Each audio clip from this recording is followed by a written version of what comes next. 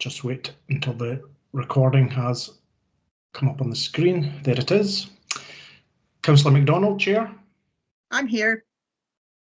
Vice Chair, Councillor Peter Argyle. I'm here. Good afternoon. Vice Chair, Dr. Maggie Bochel. Here. Councillor Aitchison. Present. Councillor Bell. Good afternoon, present. Councillor Carr. Councillor Carr, are you here today? No. Councillor Cox. Good afternoon. Councillor Hutchison. I'm here. Councillor Mackenzie. Here. Colin Allenach. Here. Jerry Donald. Good afternoon. And Ian Ross. Here. Thank you. Chair, over to you. Thank you very much. We have a full agenda in front of us today, colleagues, but we're going to start with a presentation, and I would like to welcome Mr. Clive Robinson, who has joined us from Northern Ireland. Mr. Robinson has a broad civil engineering background, also in management and business, and he's gained that over many years in public service in a right range of client, contract and consultant positions within the Roads Authority over there in Northern Ireland. He is, of course, currently the programme manager for the delivery of the Department City Region Deal Glider extension and the Lagan Pedestrian Cycle Bridge project. So he's responsible for the delivery of the department's 5-year Park and Ride programme as well. So quite a wide remit there. Lots of things that we can listen to and hear from today, and then there'll be an opportunity to ask some questions afterwards. So thank you very much, Mr. Robinson. Over to yourself. Okay, thank you very much, Chair. Appreciate that. I've shared this presentation with Rob, and hopefully I'll be able to share it here now. If not, we'll come back to the copy I sent across. The presentation itself, I hope to run through probably 15 to 20 minutes. Just cursor on down. And leaving as much time as possible to suit yourselves for any questions at the end, which will probably be the most important part then, is actually getting in behind some of these graphics and seeing the detail around it. So bear with me while my system just sort of kicks up. I'll just check that's been shared okay first of all. Yes, it has. We can see it, although it might be better if it was in full mode. Yeah, we're just going now to, that might help a little. Excellent, thank you. Okay, so this is actually a photograph of the glider on the early morning of the day of its first launch in Belfast back in September 2018. And certainly it was a culmination of a lot of work, but also was the point of quite a lot of trepidation as the system went live first on Belfast streets. Give you a bit of background, this may be interesting in terms of how we've got here. Like a lot of rapid transit systems, they find their genesis in the Regional Transportation Strategy. That was backed up by its inclusion in the Belfast Metropolitan Transport Plan, which led to the Strategic Outline Case in April of 2008, some time ago. One of the key aspects of that was it recommended a bus-based transport system as opposed to a light rail transit. And the key considerations there, the key reasons for that decision, were namely around the costs, the sort of capital costs, where it was envisaged that it would be at least 3 times the cost of your bus-based. But more importantly, we just simply didn't have the patronage, we didn't have the demand. A good example is the Lewis Tram in Dublin, which would attract about 30 million passengers. And that's the sort of numbers you need to really make a tram-like system become viable as an ongoing concern. So we took the decision to be a bus-based system, with always the possibility of migration sometime in the future. Quite a leg again until May 2012, when the outline business case backed up the strategic outline case and identified the preferred route, the procurement strategy and the business operating model for the new glider service. All of that took a long time and morphed over many, many years and had a lot to do with the position the Province is in terms of executive and everything else. But the real impetus came whenever the project was given flagship project and funding certainty, which came in December 2015. Well, why Belfast Rapid Transit? Why did we need a mass transport system? We're very much dovetailing into the aspirations of the city and the city's elected representatives, and how Belfast is now growing and coming out through the troubled phase that we had, and really building upon the significant boost we've seen in tourism and just the general growth of the city, and being able to retain your young people, young talent, and provide quality jobs for them. So Belfast is in a growth trajectory at the minute, and you can see the aspirations there by 2035 in terms of additional residents, more jobs, and to make a better joined up city for everyone and a shared vision for everyone. We were always very keen that Glider would be just more than a public transport system. It would provide transformation. So we're looking forward to support economic growth and regeneration, as I've just alluded to in the Belfast agenda. We want to provide quality in terms of accessibility, linking the most deprived communities in the outskirts of our city to key employment locations, retail facilities, leisure, health and education services. So we want to make sure it touched upon as many of the attractors and the key infrastructure everybody relies on in their day-to-day lives. Also very important in Belfast was the support of social inclusion and integration across the communities. Glider brought in for the first time cross-city services, where vehicles actually went from what you'd term to be a Protestant east of the city across into a Catholic west of the city. Service would normally have terminated in the city centre. This was very transformational, where it broke down that barrier and people could move freely into one service without any changeovers or stops to access healthcare, whatever it might be.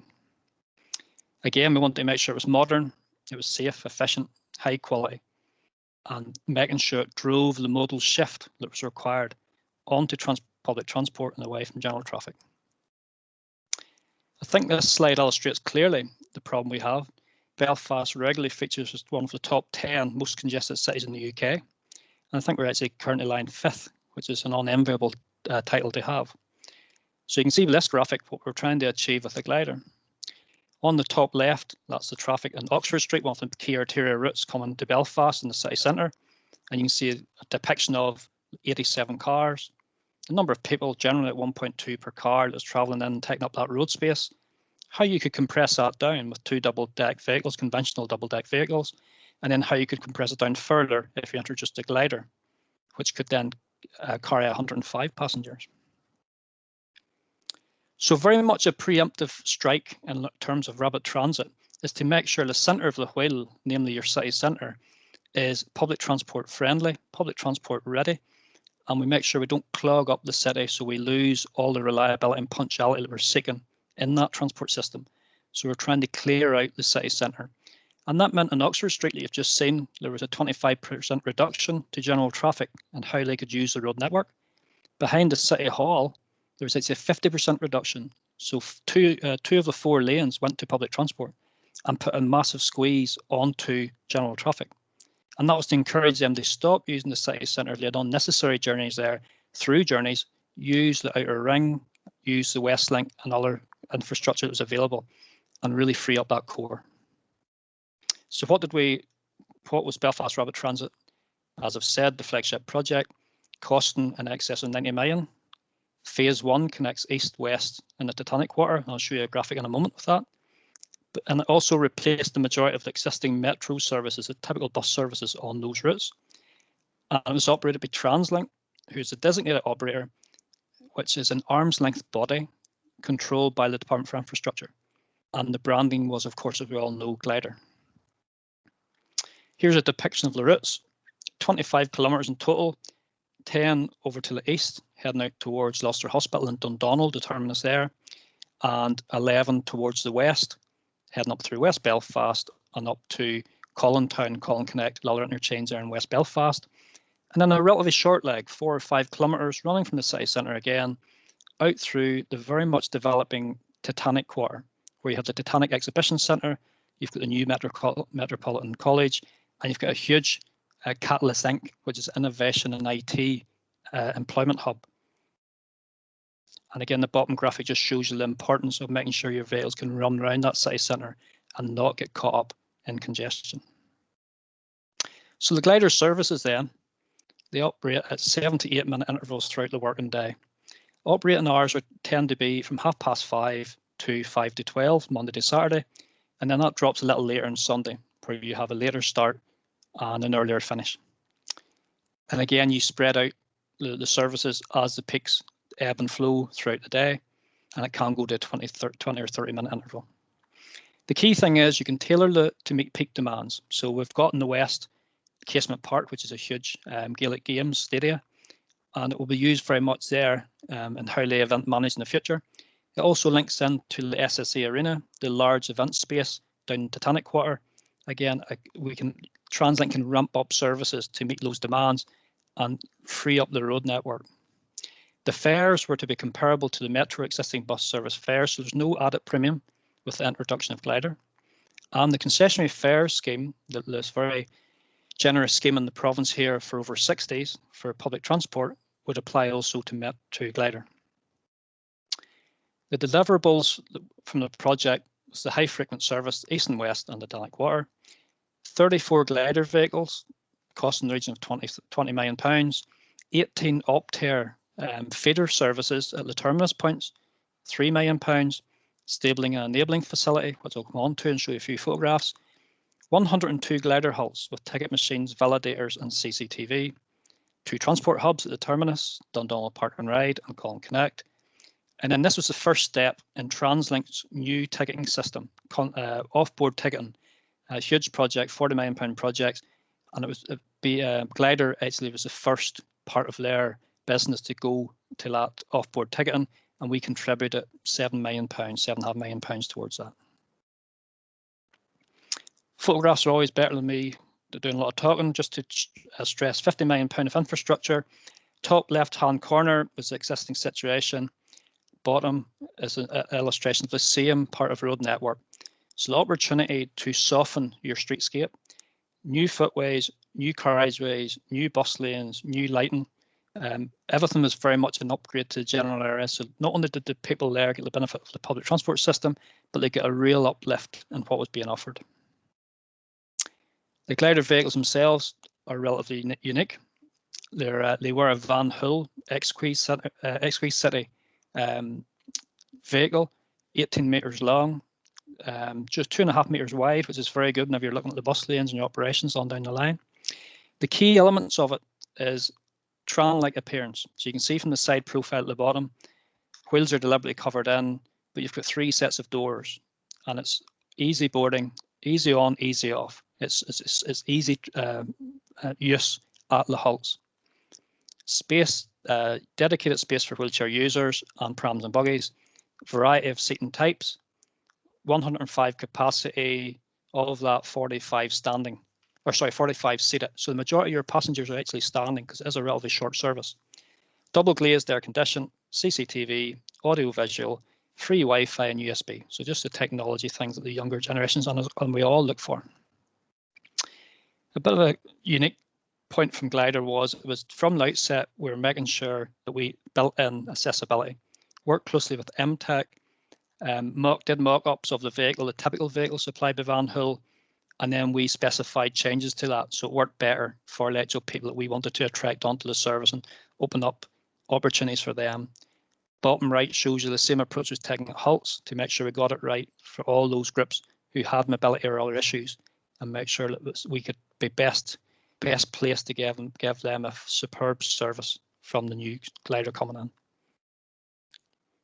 Just mentioned earlier in Milewater Service Centre, this is a £30 million bespoke unit that replaced TransLink's normal bus maintenance depot, and it is will house the 34 existing gliders and is also future-proofed for the next extension of the glider as well.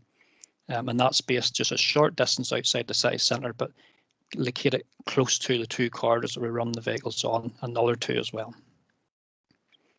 The BRT halts are something different as well. Again, everything was aimed at going high quality, high end, something totally new, a bit of a sparkle effect. So they've got a platform file, there's new offboard ticketing, the TVM you see sitting there, as your tickets are purchased there prior to getting onto the vehicle. You've got the validators at each end of the hull where you validate your ticket you've bought, maybe a monthly ticket, whatever you've bought.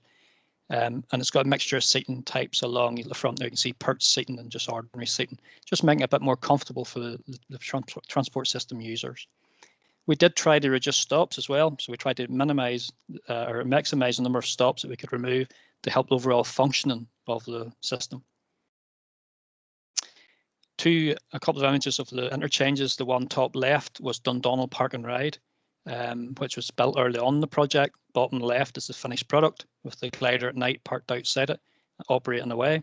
And that would have had a 550 capacity.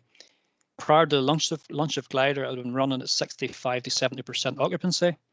Immediately, once glider launched, it became over-occupied. So we moved to full utilisation, and we'd actually off-site parking, and we're now having to look at solutions on those arterial routes to remove that pressure. Photograph right is actually of the terminus in the west of the city, which is Colin Connect. Very futuristic building, funded by the urban villages and other Department for Communities, and that was really to give the people there a centre for a new town centre, a new outlying town centre of Colin Glen. So it was a statement that they wanted to make, that it wasn't just a glider, something much larger and much better and brighter was coming to the city. Just another 2 or 3 slides.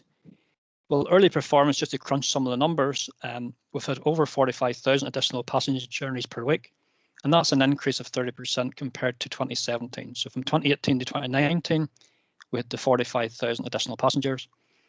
The key figure is that since the time that we've started putting in bus priority measures on those corridors in 2013, there's been a 70% jump in patronage on those corridors. So there's been an awful lot of momentum growing year on year as we upgrade those corridors. There's been a marked increase in patronage by older people and people with disabilities, some 25% compared to 2017, largely due to the concessionary fare scheme, and that's how we measure that. Those corridors have now become the best performing public transport corridors in Belfast, both in terms of reliability and punctuality. And we've achieved bus journey time savings of up to 27%. So we've had a saving of 27% in the east of the city. On the west of the city, we've achieved a 14% journey time saving.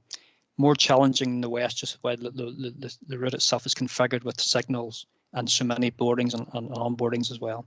And then, of course, your service is under more pressure because you have far more people on the service. We've also had increased cross-city travel, which is one of the key aspirations I mentioned earlier. And then finally, we've had marked improvement in fuel efficiency and emissions compared to the older metro bus fleet. The other stat maybe to add there is, in the OBC, we'd sort of envisaged that the BRT system would be 7.6 million journeys, and we're already, prior to COVID, we're up nearly 10 million journeys.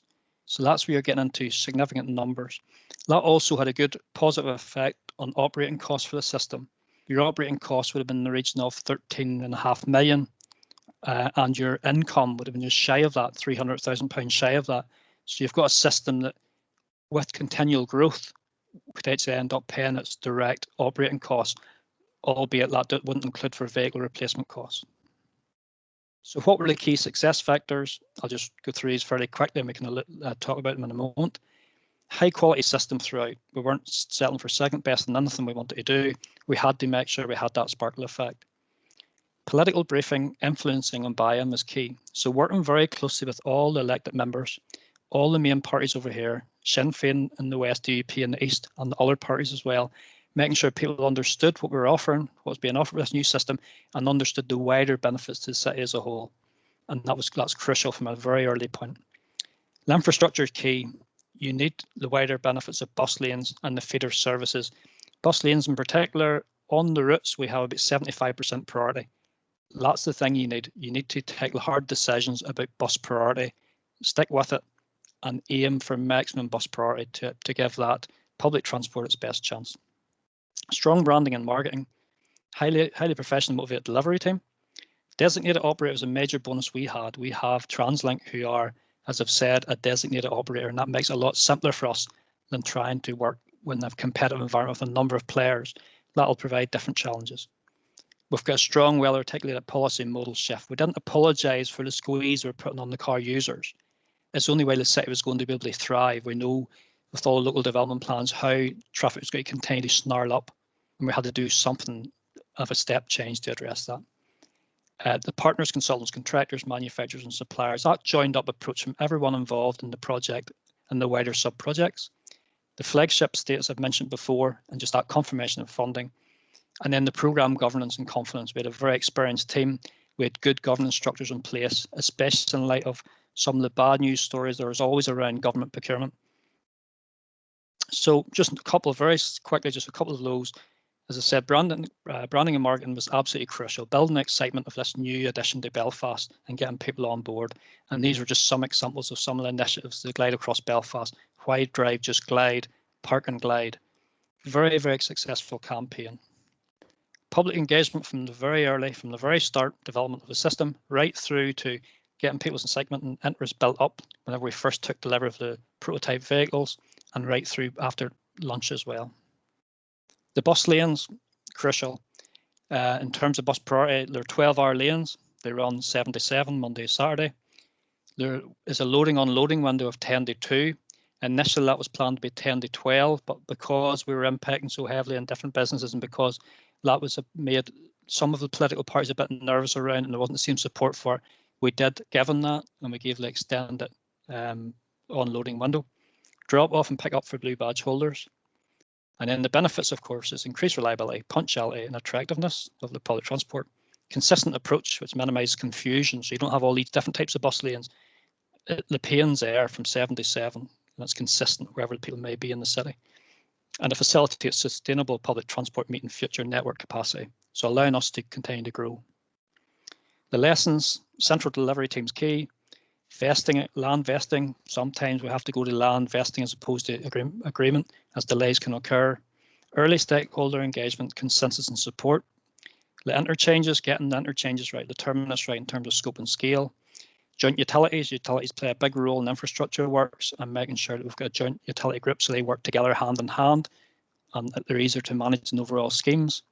Final scheme designs and the making of legislation. So that's around your weighting restrictions and your bus lanes, making sure you've settled on those early and you've got the legislation in place. The halts were built as a separate sub-project. In the future of BRT2, we've been intending to bring the halts into overall integration with the main schemes, and that will simplify matters. The network, halt and vehicle detection and positioning. The vehicles are fitted with vehicle detection at the signals to give them priority. So you have to be very careful where you place your halts, so that you get the benefit of that full detection system. And then very much an operational approach. You have to look at this network not as just another bus service. You look at it as if it's a train type service. And that's the way you tend to look forward at it. As Sandra said earlier, my role now is very much to introduce the Belfast Region City Deal projects, and BRT Phase 2 is one of them. It's a £120 million project to link in Queen's University and the City Hospital. That's the remaining 2 learning centres and acute hospital facilities to be linked into the glider.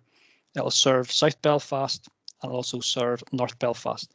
And we're very early, we've done the feasibility. We're now at options appraisal stage, and we're entering a very political phase now before we go out to full public consultation, probably around April, May time. That's a very quick run through, and apologies in some ways for all the detail in relation to it, but more than happy now to cover any questions you may have. Oh, thank you very much. That's fascinating. I particularly like the sparkle effect of the whole project, and a lot there to take in, I have to say, a lot of different aspects. So I'll open it up to people that want to come in. I've got a couple of hands up I can see. So Councillor Bell, you had your hand up first. Thank you, Chair.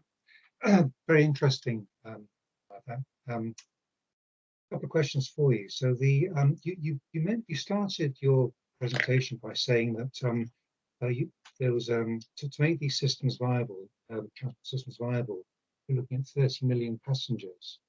I obviously misheard that because you then said 70,000. Could you just clarify that? Just run that past me again, if you don't mind, Phil. Well, perhaps I obviously misheard you, but I thought you suggested 30 million passengers a year necessary to make a system, one of these transport systems, viable. But then you said 70,000. So I obviously misheard you completely. Yeah, no, that's probably the way I put it across. If you want to make a light rail system viable, a tram type system, we would have been looking to Dublin in the Lewis tram, and it would take the 30 million journeys, because your capital costs, your capex costs, tend to be 3 to 4 times more expensive than a bus-based rapid transit system. Okay. So we would have worked out that 10 million passengers with an average fare of £1.40 would actually would pay for your system, would pay for your glider system, as it has done. But we wouldn't have had that. We didn't have enough of a leap to the 30 million. We just simply didn't have that demand to meet the 30 million that would have justified moving towards a light rail or tram type system. Yeah, I understand. Thank you for clarifying that. So you mentioned that the buses run from the Protestant East to the Catholic West. Now, was there any significance in saying that? I mean, I think I understand the issues in the region, but as opposed to east to west, what was the reason for saying that? Figure of speech. Yeah. Well, it's the realism of where we've come from in our society. You know, you had an Eastern population and demographic and religious background, and you had a Western complete opposite. And as I say, so much of our city was split down those lines.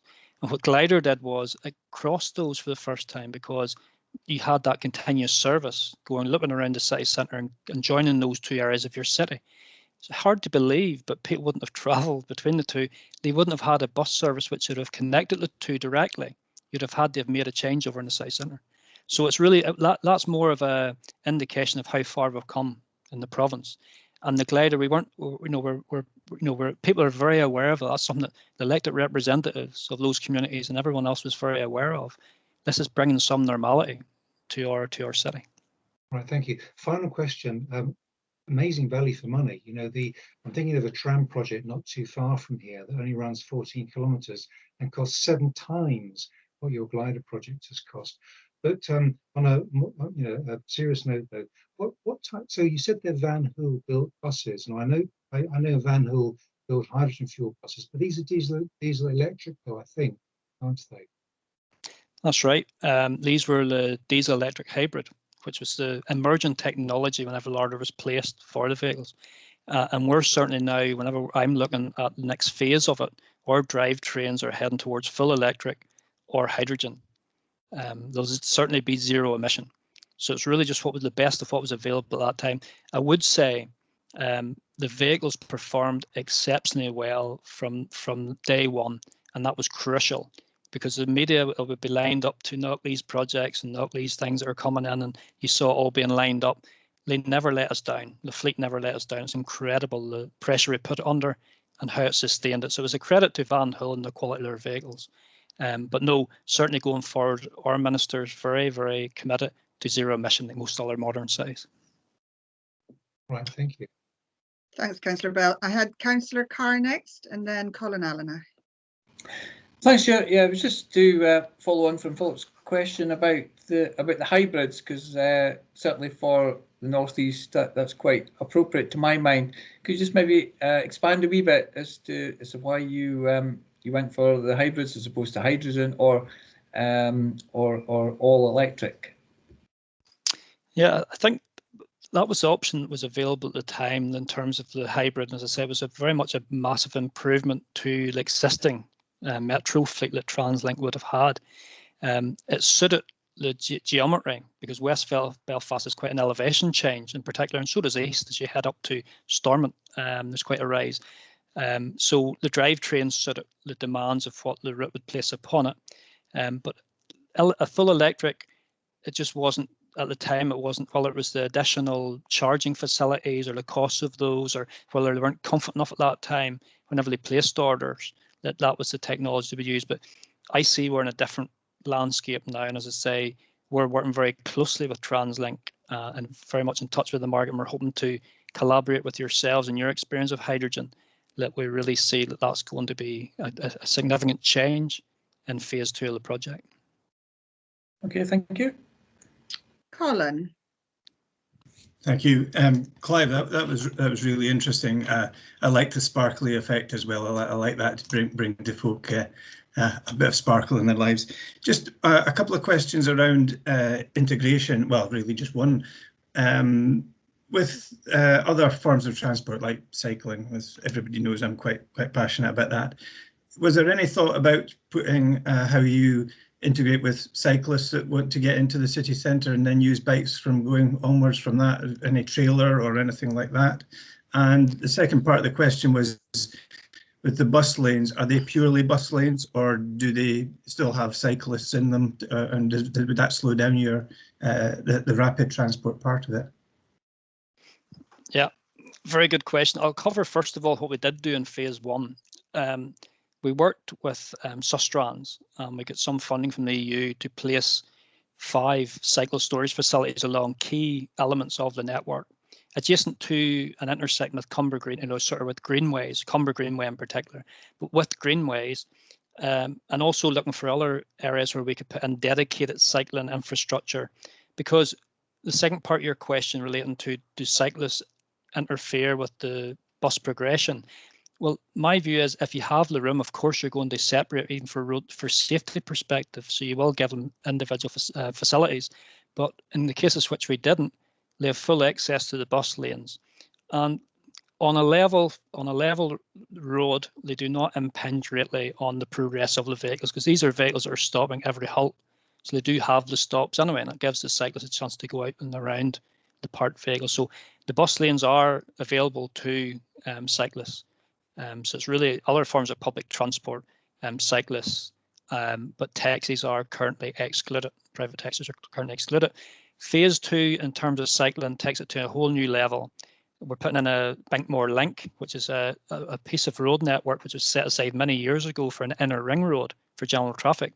And that has been reimagined and re-envisaged now as an active travel network as opposed to a road network. And that will be linking to a new pedestrian and cycle bridge across the River Leg and another city deal. And that's really to help the cyclists and encourage more cycling to the new Belfast transport hub, which will become the key railway station in Belfast for TransLink. So we're doing a lot more work in terms of integration. We continue to integrate in phase 1, and we're building on that for phase 2. So cycling is right at the forefront in our minds as well. We're looking for active travel solutions and good sustainable public transport solutions. Okay, thank you. Ian, I've got your hand up next. Ian Ross.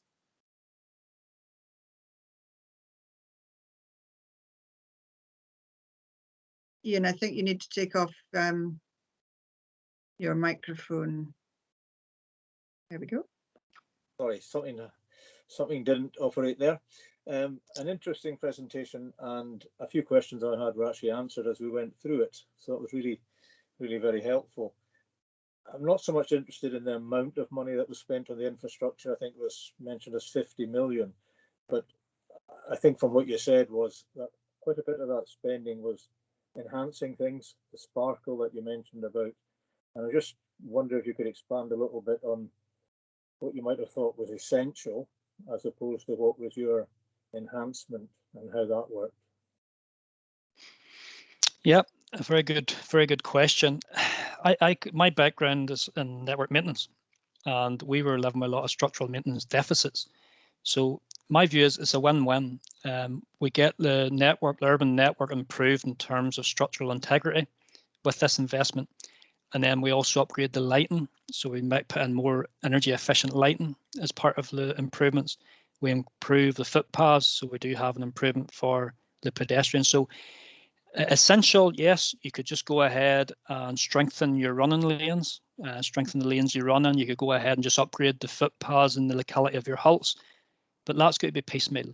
And for the amount of money you'll take doing that, you've one chance then, while you've got all the TTM, which is a huge aspect of what any sort of work you do in the streets, while you've everything there, you tend to find that it makes better overall value for money to go that extra mile And then you get the huge added benefit of West Belfast, a good example. West Belfast, for those who've been over, maybe have a chance, Rab, who's been over and seen, it completely changed the streetscape in West Belfast. It widened the streets, widened the footpaths out in a lot of places, new light and new footpaths.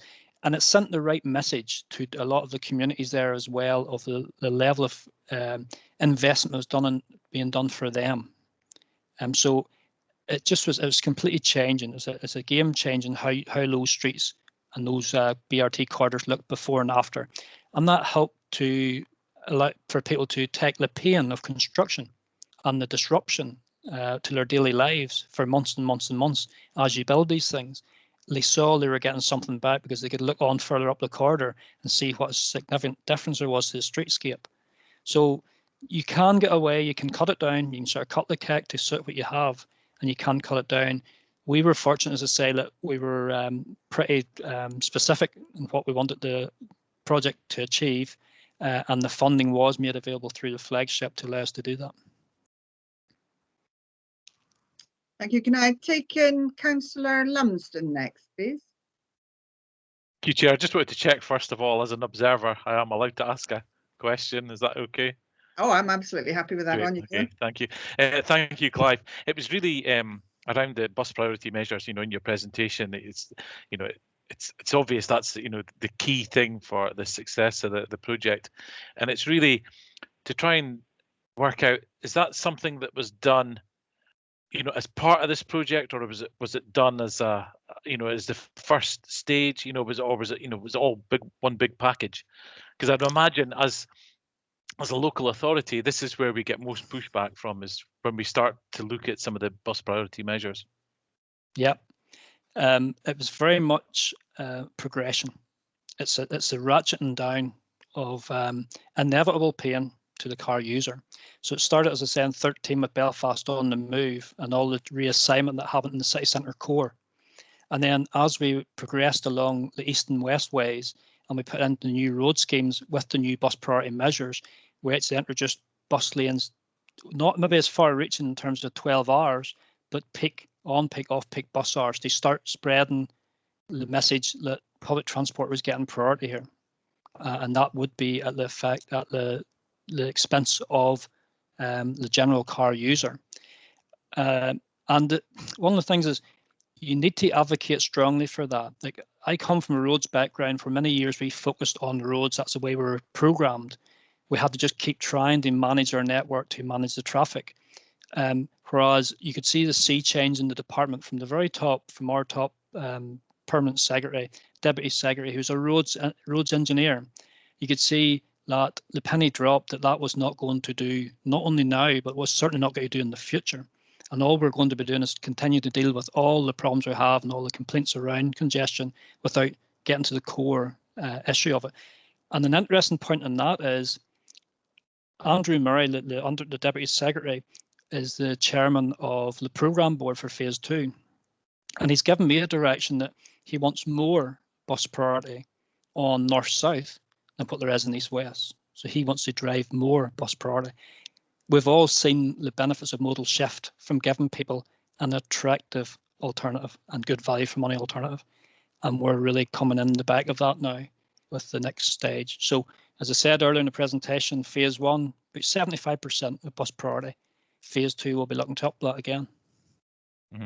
So, and I guess the difficult stage is when you start introducing these measures, but without having the gliders in place, so people don't actually see the prize at the end. Yeah, a very good point, and it's one that reminds me, the council, the Belfast City Council in particular, they're under enormous pressure with Belfast on the move. Whenever these measures start dripping in, the pressures usually just kept ratcheting up on them, and they had to believe in the people who were delivering the project and the people who were telling them how this would work out in the long run, and they had to stick with it. And that was very uncomfortable, and it had been easy for them to have rolled back and undermined the project, and they didn't. There's enough voices and enough faith in the teams that no, let's give this thing a chance. Let's give it a chance. And they certainly did, and that's got a lot to do with the success. Okay, thank you.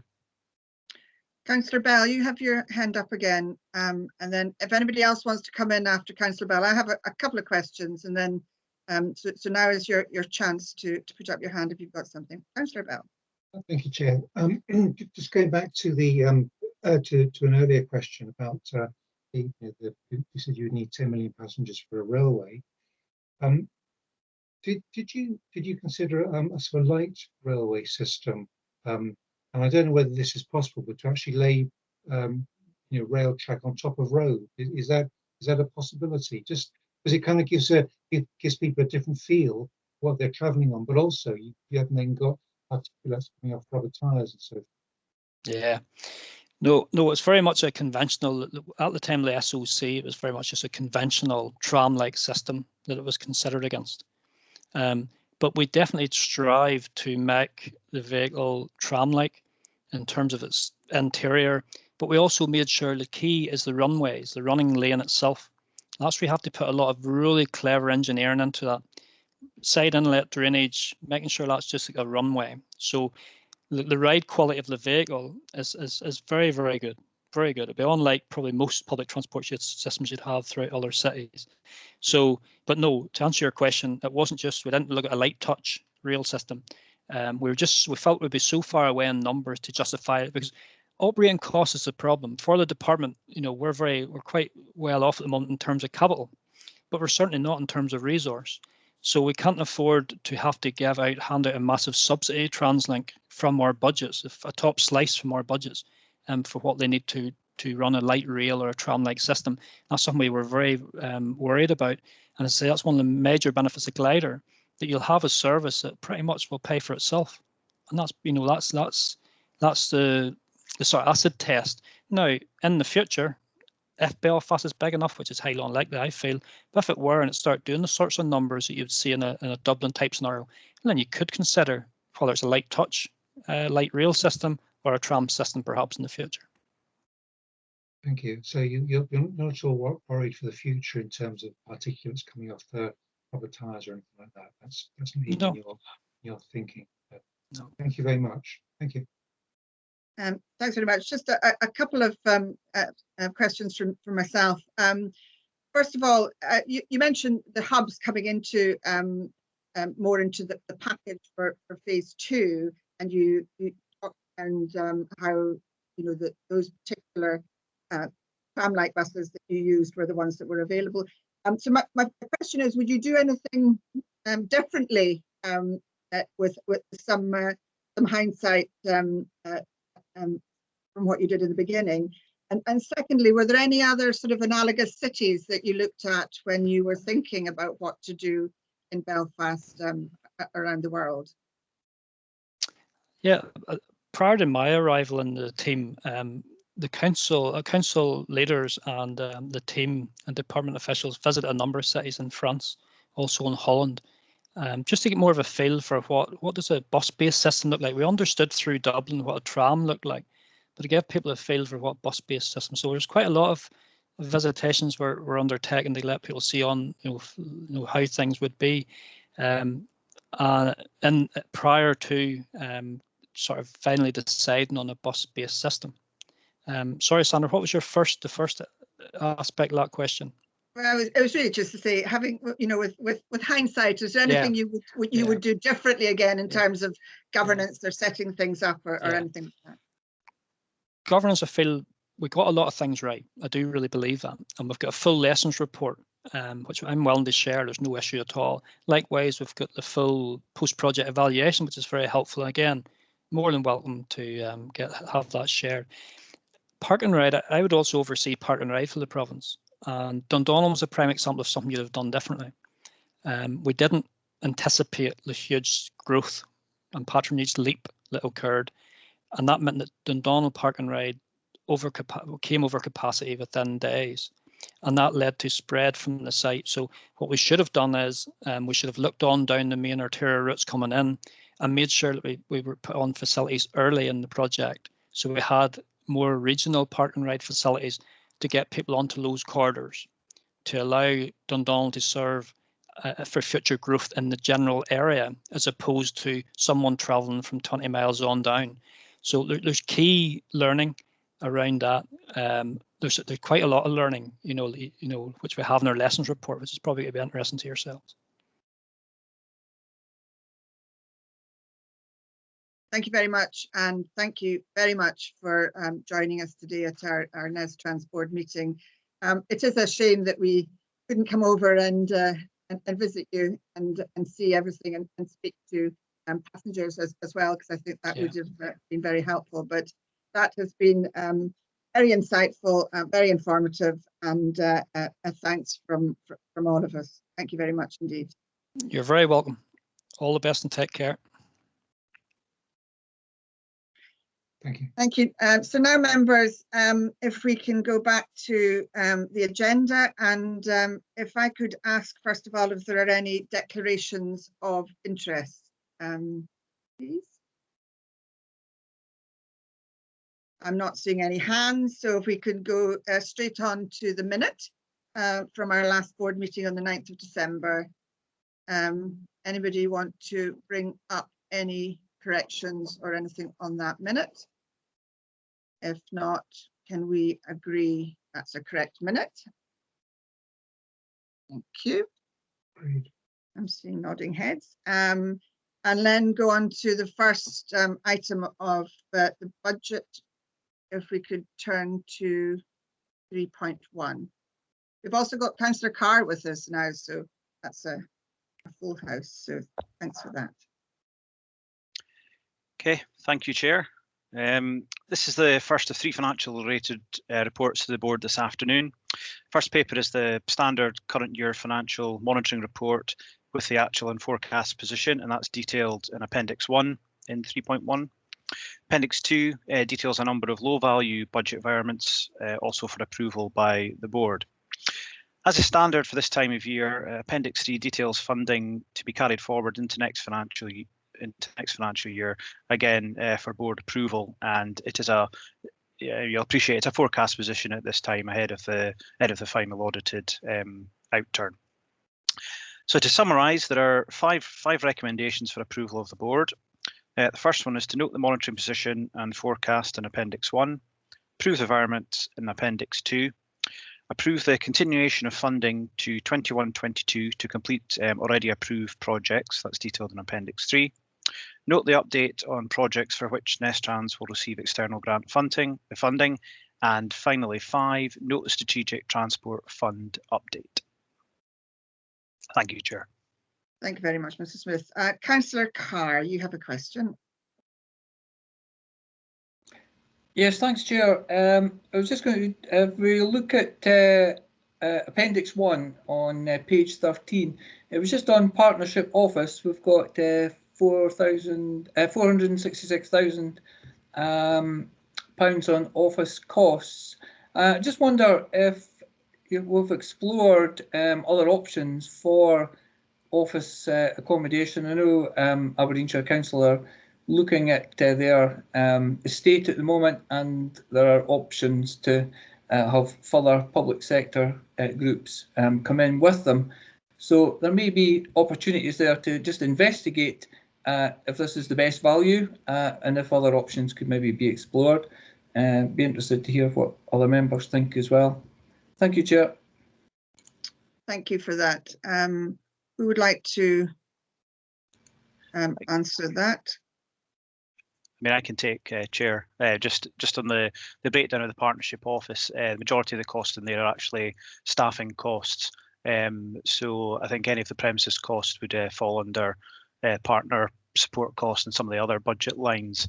But I can certainly, take on board, and when we're when we're looking at 21-22 budget in line with Rab and the team, we can explore other options. I'll let Rab comment on that. Yeah, thanks, Chris. Happy to look at options going forward. As Chris says, probably in that line, it's primarily about salaries, and we'll come on to the 21-22 budget at item 3.3. It's perhaps worth saying that we do rent the property. We're currently in Archibald Simpson House from Aberdeen City Council, so it's not like we're spending to a private landlord, but already to one of the partners. But certainly, we would always look at options going forward to see whether there are better opportunities there. There are obviously benefits of being in the city centre, in an office which is handy for a number of visitors who come by train, etc. in normal circumstances. Obviously, with the way things are at the moment, again, we would need to look at how we come out of the pandemic and whether things change going forward. But I'm quite happy to take that away as something that we should be considering on an occasional but regular basis and reporting back to the board. Thank you. Councillor Argyle? Yeah, just to add to Rab's very comprehensive answer, it is something that we have looked at over the years on many occasions. It is a regular thing that we look at because clearly it is a key part of the overhead. Archibald Simpson House is an interesting building. It's an important one as well, it has to be said, but it works well. It works well, and not least because the partnership and the whole regional transport approach is a three-legged stool.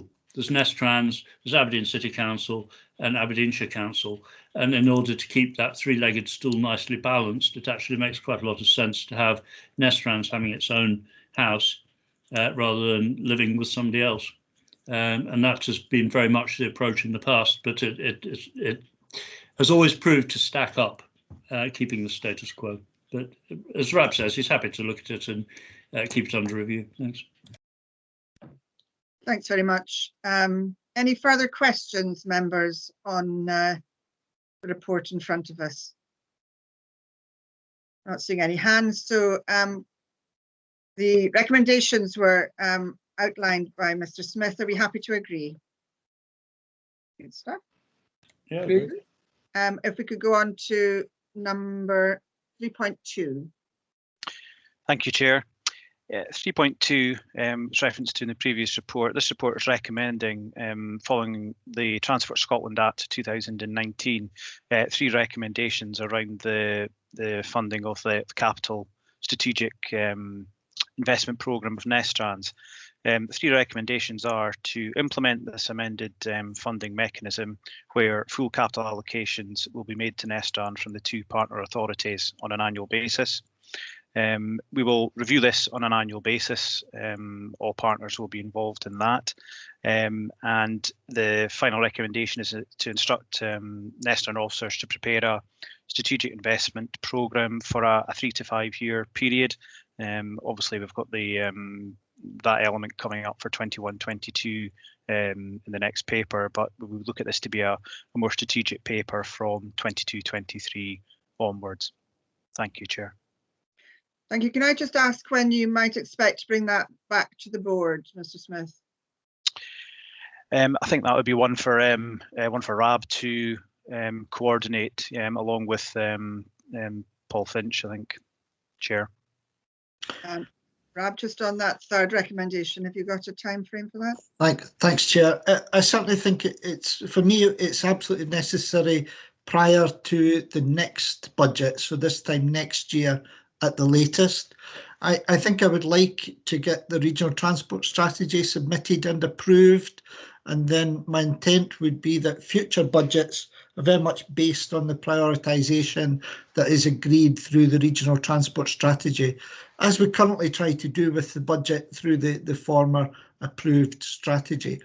So in answer to the direct question, I don't think it's important that we bring it back immediately, but I think it's one that we bring back at the time of doing the next budget. It would be then for a 3 to 5 year budget from next year. But it may be that we can bring forward proposals in advance of that. So perhaps around the end of 2021, if that's appropriate, get a feel for the key projects and key direction that the board wants to go in that 3 to 5 year period, and then bring forward a formal budget proposal thereafter. That's very helpful and does make sense.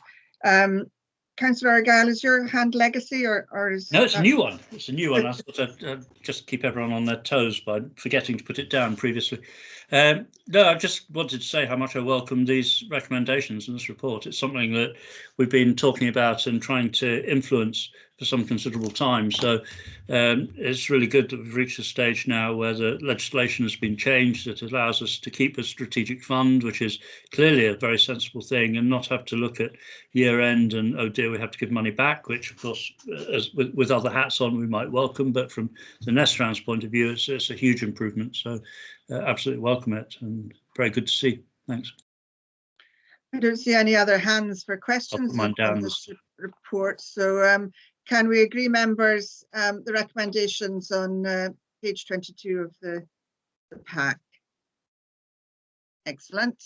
Thank you. Mr. Smith, if we could then address the next year's budget proposals.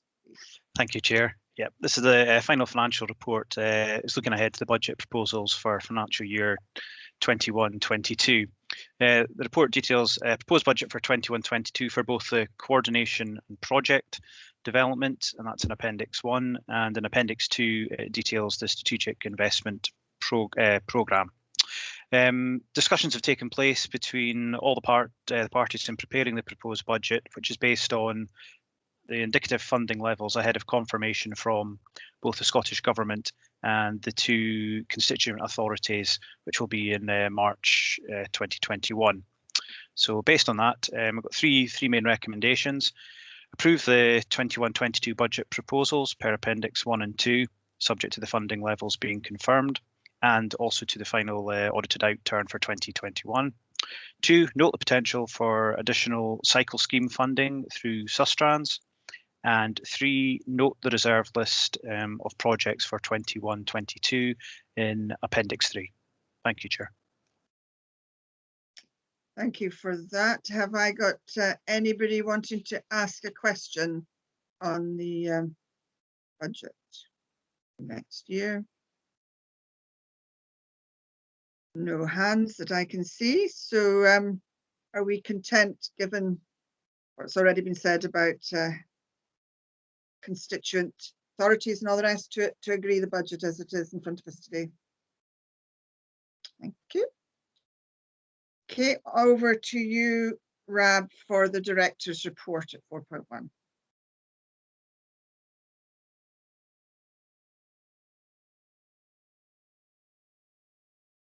Thank you, Chair. It's not that I'm on mute, it's just that I'm trying to find the right page on the document. I think we're on page 35 if anyone else is struggling. Thanks very much. This is a report really on progress and meetings that have been going on.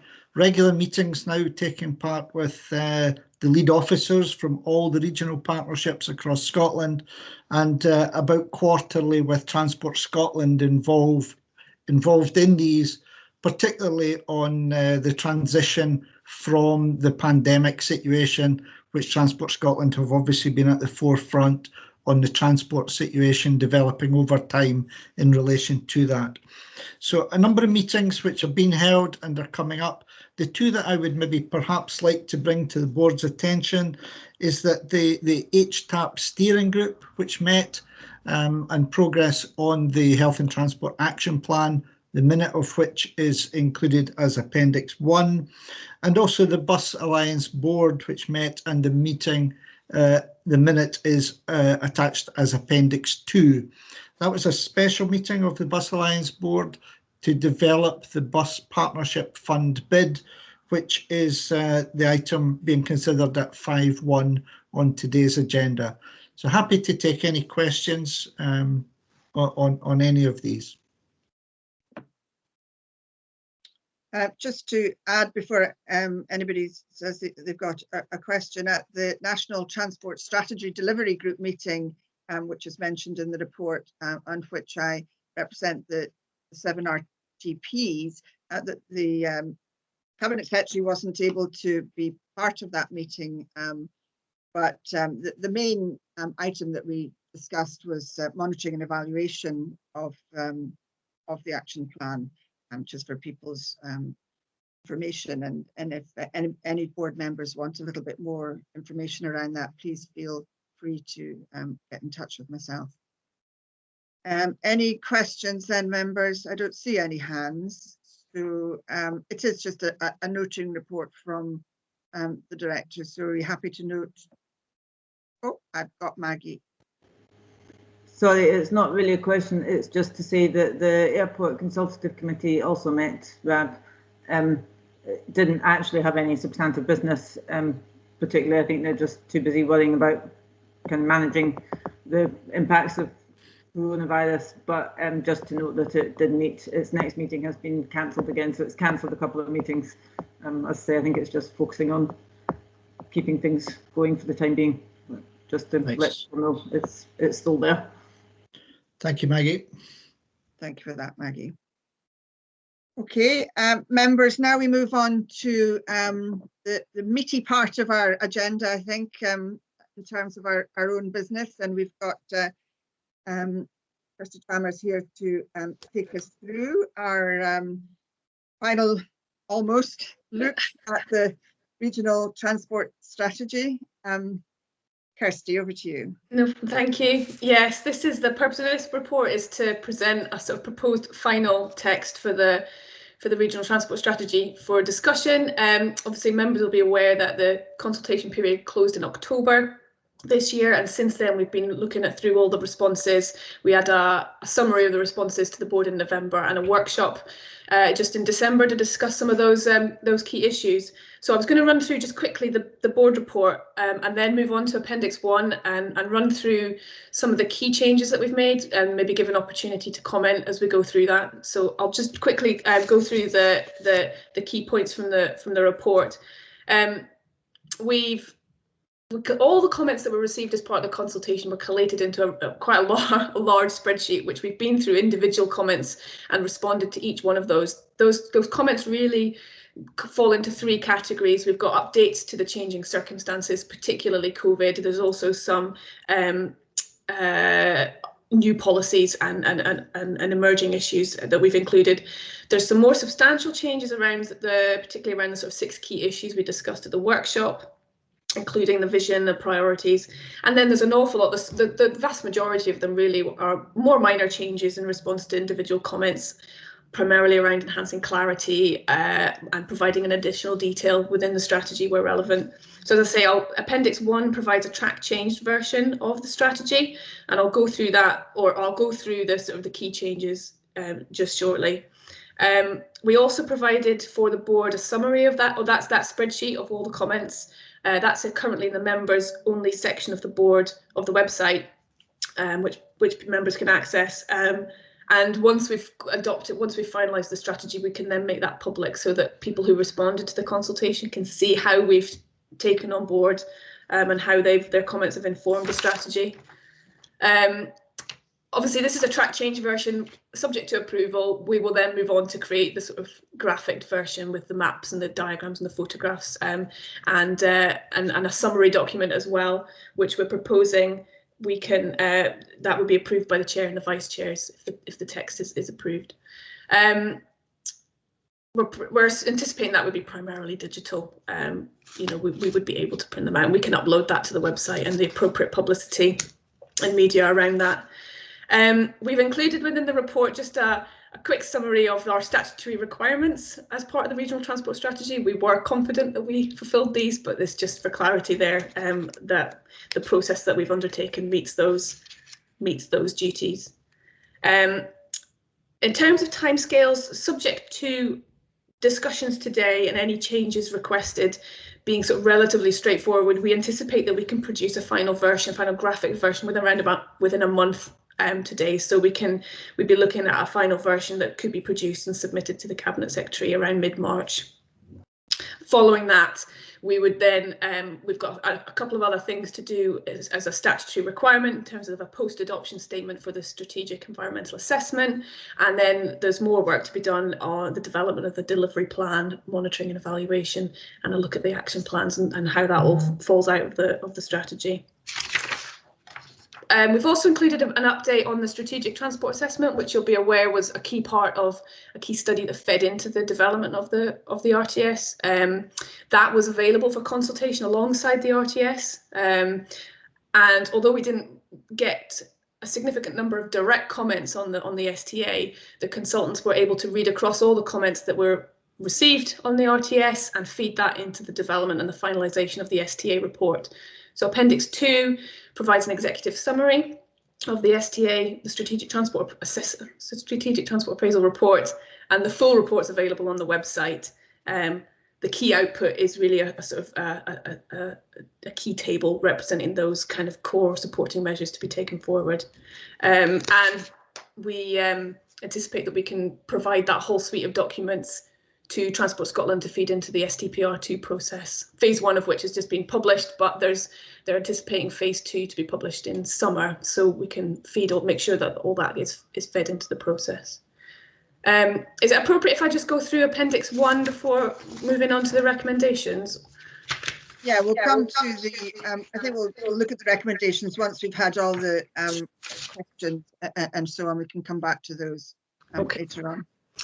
So what I was proposing to do is I've split the strategy into chunks. I'll go through some key changes and then allow a bit of time if there's any comments on that. And then I'll sort of move on to the next one. It's about 5 key chunks, really. Before you do that, is there anything on that sort of general introduction that members want to ask a question on, or are we happy just to go into the actual document itself and take that piece by piece? Super. Okay, right. Thanks, Kirsty. Okay, no problem. So really the first part of the strategy, which is chapters 1 to 10, is that sort of introductory section. It sets the context, it's the background, the justification. So there are changes, as I said, to update policy context. We've inserted a new chapter on the impacts of COVID. Some of this was included previously, but we've added to it, we've updated it because a lot's changed since August when we published the draft. And we've moved it right up to the front of the strategy just to sort of, because it does have a significant impact. Within that chapter, we've included references to the data that's been collected through the monthly attitude surveys. We've also included policy updates such as the publication of the climate change delivery plan. We've included, enhanced references to sort of carbon reduction, the council's commitments to net zero, and that's all within the policy context. We've provided a brief update on the consultation that was undertaken, and in terms, the main changes within that sort of first section of the strategy is to the vision, pillars, and priorities.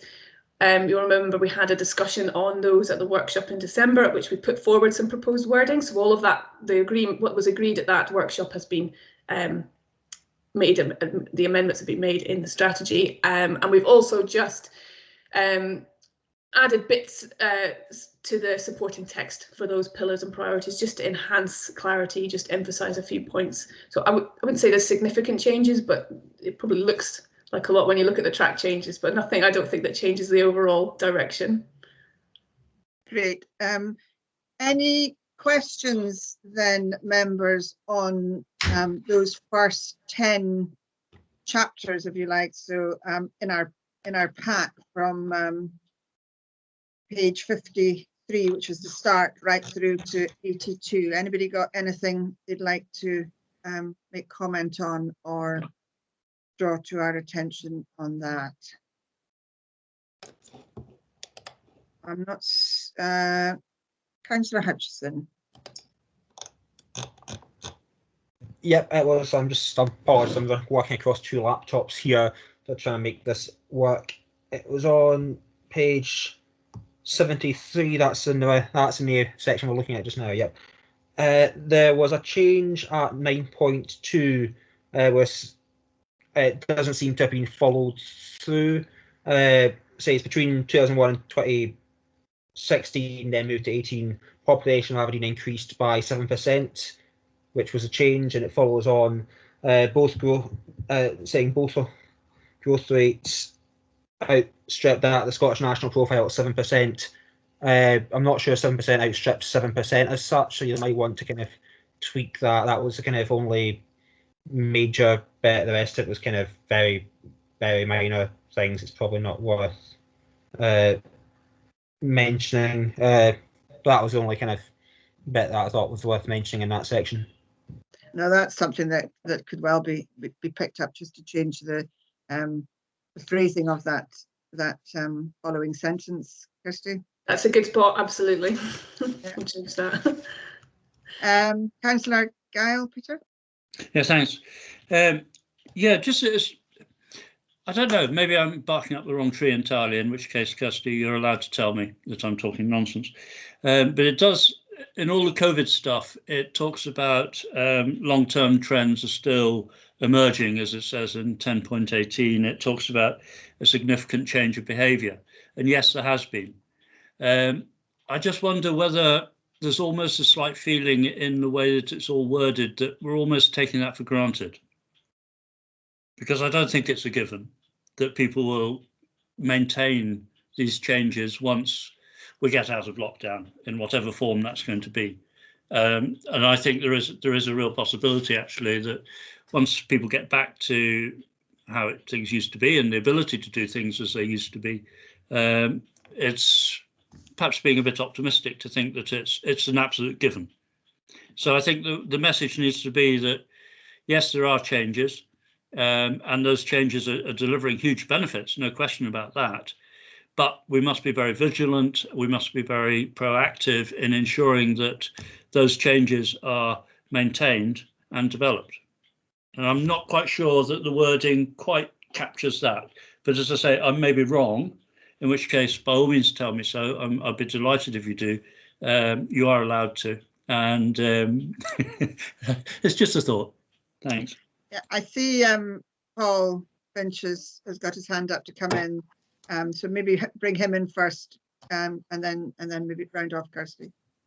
Yeah, thanks very much, Councillor MacDonald. I guess when I was, and again, I penned the words on the COVID section in chapter 4, and I'm looking at paragraph 4.4, and this might give some reassurance to Councillor Argyle in that I penned paragraph 4.4 on page 62, very much of the phrases, we know that there's been a lot of changes and there remains a lot of uncertainty about how those changes are going to play out.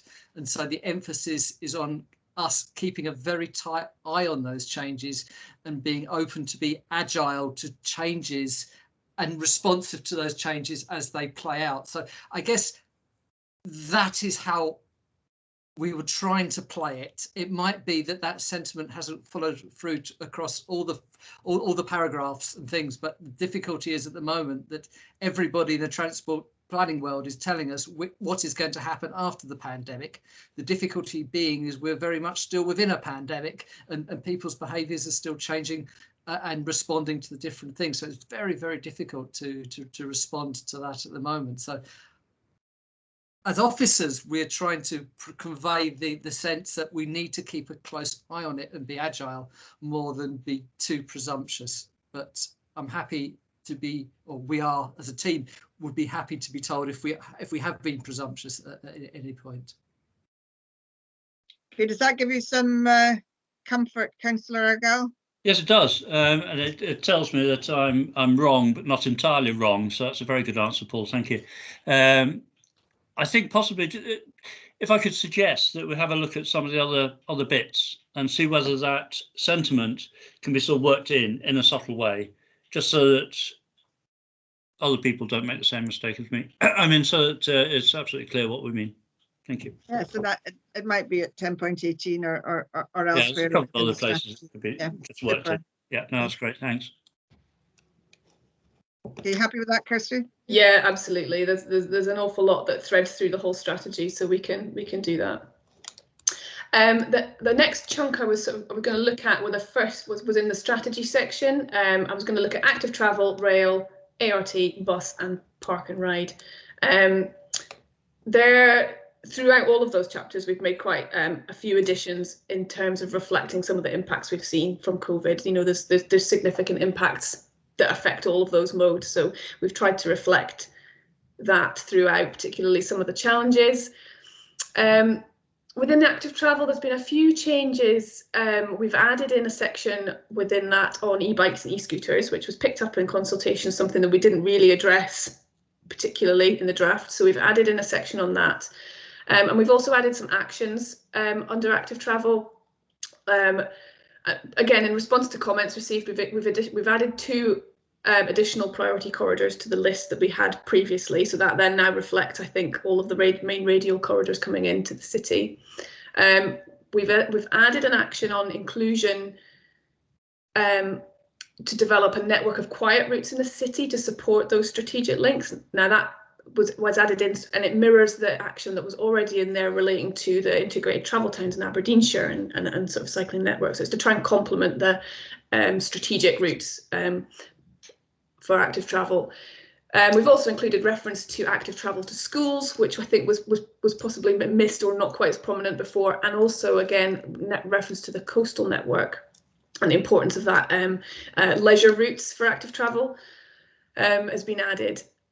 Under rail, there's not too many changes in there. We've rephrased some of the issues around the new rail lines in response to the discussions that we had at the workshop, but it's not changed the overall intended meaning of that.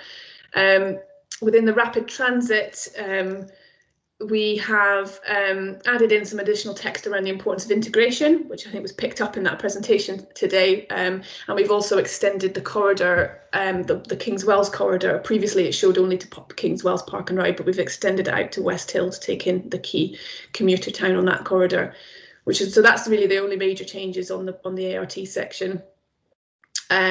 Within the bus, again, there's lots in there in terms of the impact of COVID on bus and the sort of challenges and opportunities going forward. And we have, within the actions, the really only significant change is the addition of improvements to a desire to see improvements to the bus station. That's been made more prominent with the inclusion of a specific action, although it was probably covered, I think, previously under integration headings, but we've made it more specific. And with Park and Ride, the main change within that is about looking at the importance of access to Park and Ride sites by all modes.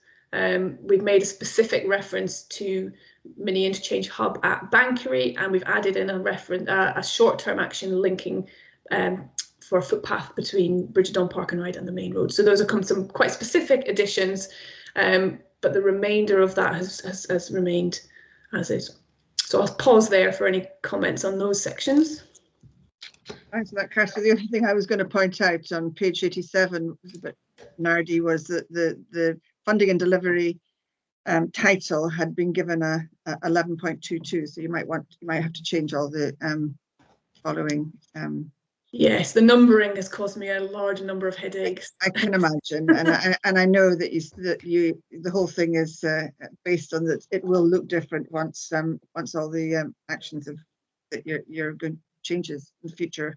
But just to point that out, Councillor Bell, Philip. Thank you, Chair. Also looking at page 87 at 11.20. Increasing availability and uptake of electric bikes and e-scooters. Are you looking at the provision for providing charging for these bikes and scooters? We have provided a sort of policy context that we would very much support the inclusion of e-bikes. I'm just trying to think what the action was. We added an action, I think, under that, but it would have to come as a package. I mean, we see them as being, you know, if you're looking at bike hire schemes or anything like that, and I think very much the RTS is just sort of supporting that as an appropriate mode and something that fits in very much with our objectives. I think there's an awful lot of opportunities for e-bikes, particularly in rural areas, and that would have to come with the appropriate infrastructure. When you look at the project delivery, when you get further down the line, the project delivery side of things. So we certainly wouldn't exclude that at this point. Thank you. Thanks very much. Any other comments or questions? Peter. Thank you again. Yeah, it's a small one, and I'd like to suggest the addition of 2 words into 11.3, which crops up on page 86. And it's the final sentence in that paragraph, and I don't have a problem with the sentiment.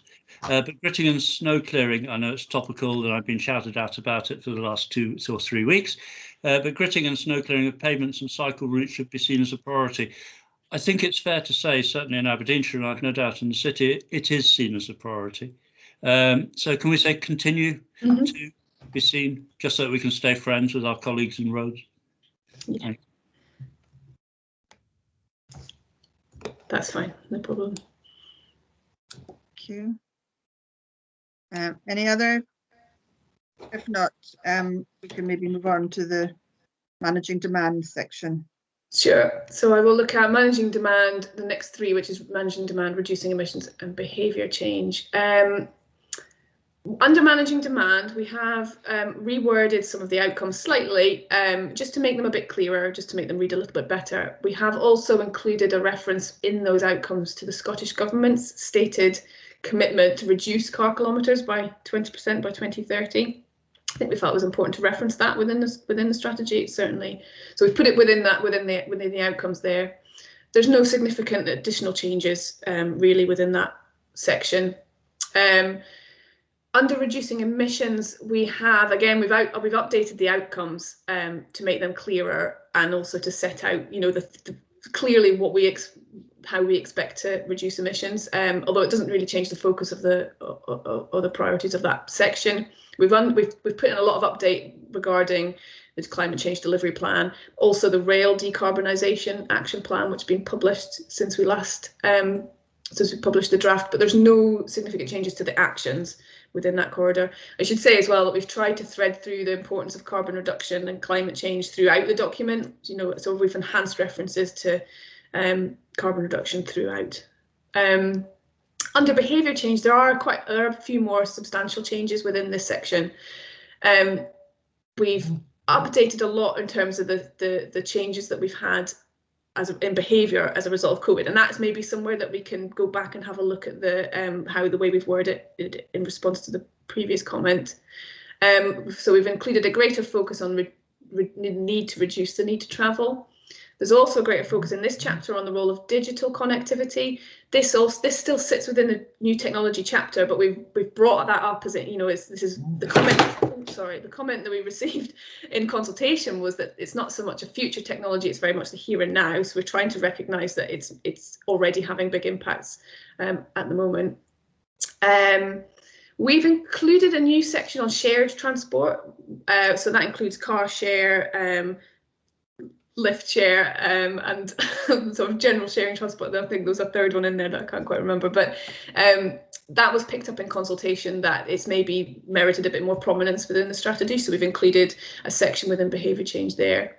The same applies for mobility as a service. There's a new and enhanced section on mass within the behaviour change chapter. This was in the strategy previously, but it was under rural accessibility, but we've taken it out of there and moved it into behaviour change, just reflecting it's an urban and rural issue really, and we've enhanced the section, so we've added a bit more detail, and we've added new actions that relate to those new sections. So shared transport and mobility as a service are new actions within there. So I'll pause there for any comments.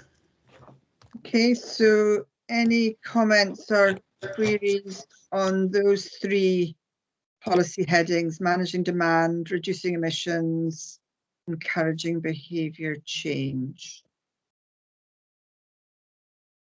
If not, thanks, Kirsty. I think we'll just move swiftly on to the next three. Okay, the next three are the road network freight and then the air and sea connections. We have, under maintaining and improving the region's road network, we have, I think throughout that, just put a slightly bigger emphasis on the need to take account of pedestrians and cyclists within roads projects. There's a section on resilience and adaptation to climate change. Within that, that's not new, that's just been moved up the chapter a little bit, just to give it a bit more prominence and set the context for some of the things that are said below. There's a greater emphasis on the importance of bridges and structures and the importance of maintenance those, and the key role that they play within the network. That came through from consultation. And in relation to the action on the A96, we had quite a big discussion about that at the workshop. So we have amended the wording for that, taken on board the comments that we had, tried to stick as much as we can to sort of the facts. I've also moved it down the list of actions, just reordered it slightly so that the actions that are the projects that we're wanting to take forward in terms of Tolla Burness, they all come first, and then we've got the A96 just a little bit further down. Under freight, there's no significant changes under freight. We've reworded it a little bit just to, again, bring out the importance of reducing emissions within freight as well. Under the air and sea connections, there's a wee bit extra in here on the impacts of COVID, particularly for the airport. We had a really good discussion with the airport around their comments. They had some really helpful things to say on that. We've made some relatively minor changes to the actions, just with the benefit of some of that discussion, just clarifying some of the things around air passenger duty and their aspirations. And there are references in here to the South Harbour Energy Transition Zone, are both discussed, as are free ports. They were all in the draft before, that's not changed, but we've expanded the reference to free ports to include green ports, which is something that's just come into the sort of terminology recently, so we've reflected that in there as well. But there's no significant changes to the actions put forward. Thanks. Can I just ask, what was the response from Consultations? Well, not the actual responses, but did we get freight people coming forward with suggestions and so on when we went out to consultation? Yes, we actually had somebody. Now I cannot remember who it was, who very much welcomed the fact that we had an entire section dedicated to freight. I think the comment was a lot of strategies don't actually have that, so that was really welcomed. There wasn't a lot of comments on the freight side of things. There were some comments around about the challenges around freight within town centres. You know, the increase in vans and deliveries and things like that, and then some of the challenges that it can make. But no, there was general support. I can't recall anything that was against what we had. Excellent. Okay. Councillor Carr, George, do you want to come in then? Thanks, Chair. Yes, just since our Nestrans discussions about this and on freight, it's been drawn to my attention that you know, lorry park and parking and facilities for freight drivers is an issue up in the northeast. Now, I know we've discussed this in Nestrans and certainly before I joined the board. And I just wondered if we have anything to say on that front, because particularly at Portlethen, there's ongoing issues about drivers parking in the retail park. Now, I don't think there's much we can really do about it, but however, if there was a lorry park, then you know it could be said that, well, you know, we can push it towards the lorry park, but if there's no facilities, we can't really take any action. You know, so just throw that in and just ask what your comments are. Thanks very much. Yes, that was raised as consultation. It didn't come to my mind just there. Yeah, there was some feedback around freight facilities, and the lorry park at Portlethen was mentioned. What we have done is, rather than being specific on a particular lorry park or location, we've added under Action FR2 to continue to develop freight routes facilities and provide freight information to support the logistics companies in making efficient and effective decisions. So I hope that would cover it. It was raised, but I don't think we've included a specific proposal on our freight facility at Portlethen. There was some discussions previously around it being associated with the park and ride site, but at this point we've separated the two, and it's a park and ride facility at Portlethen, but we have included the addition of the word facilities within that action to try and cover that. Okay, thank you. Yeah, thank you. Any other questions or queries around that? Okay.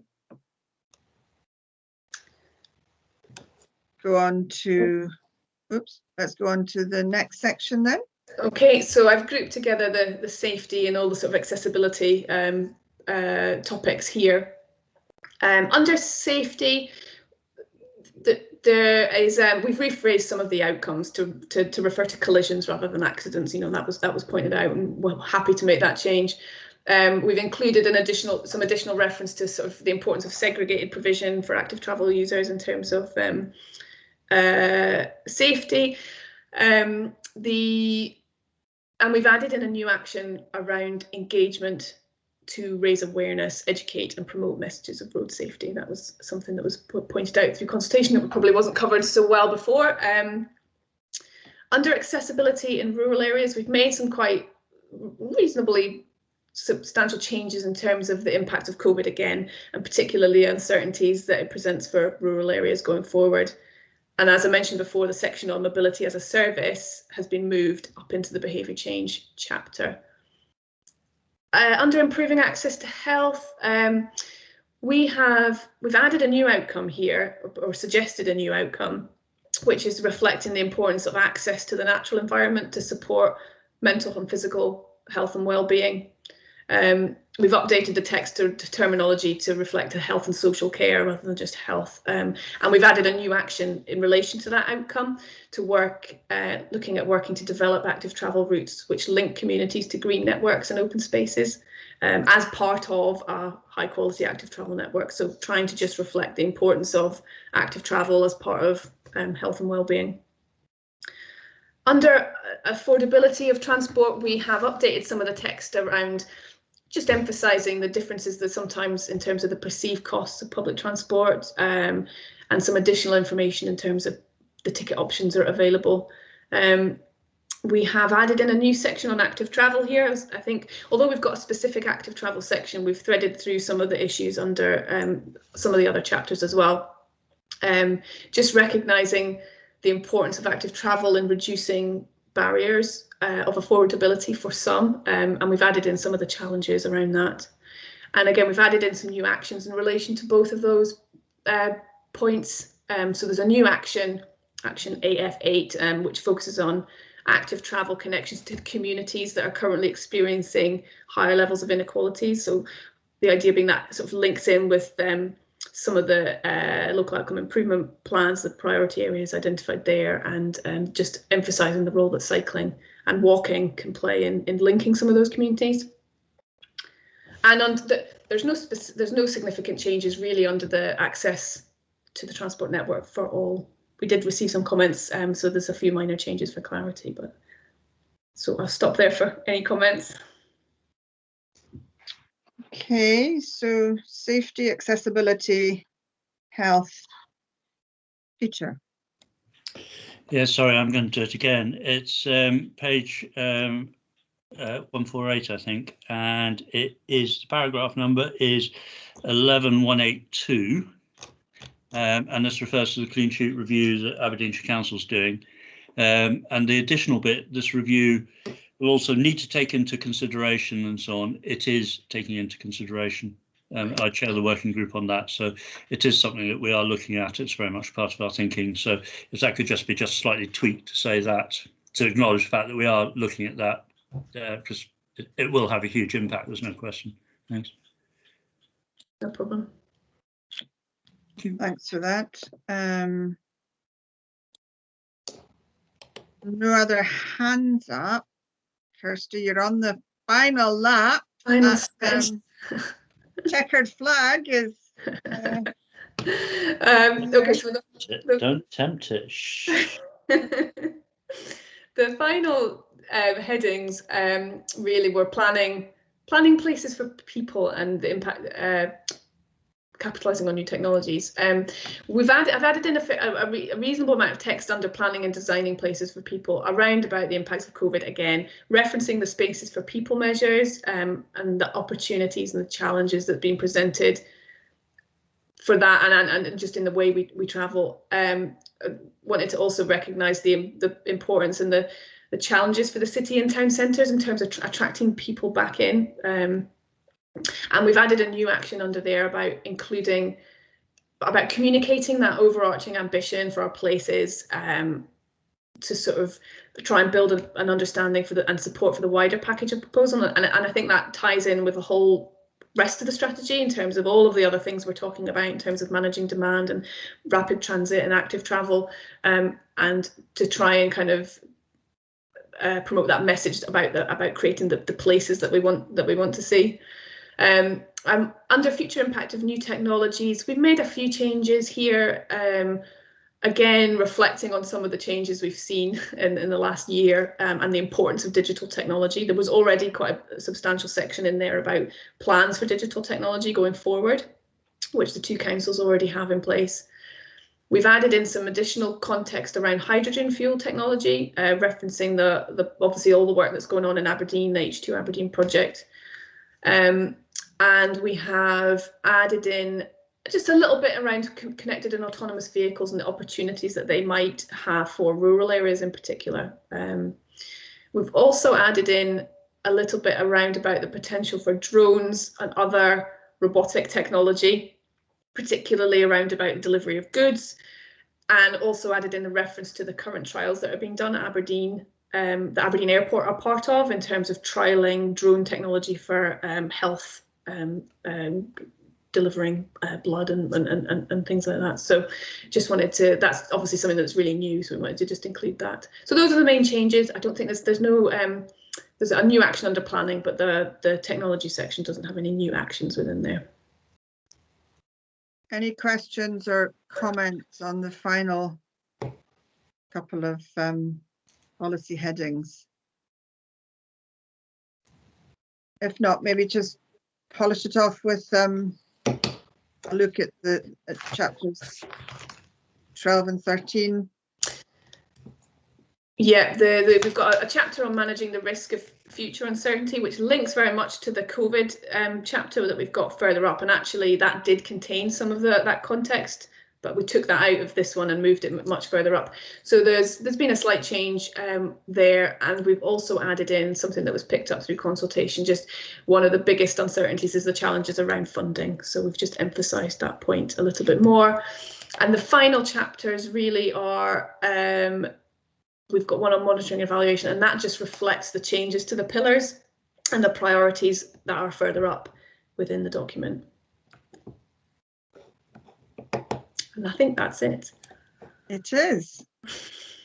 Thank you. And thank you for the huge amount of work that you and others in the team have put into this over the course of the last couple of years, really. So, absolutely. Am I correct in thinking that that we're going to be the first RTP to hand in our homework? I believe so.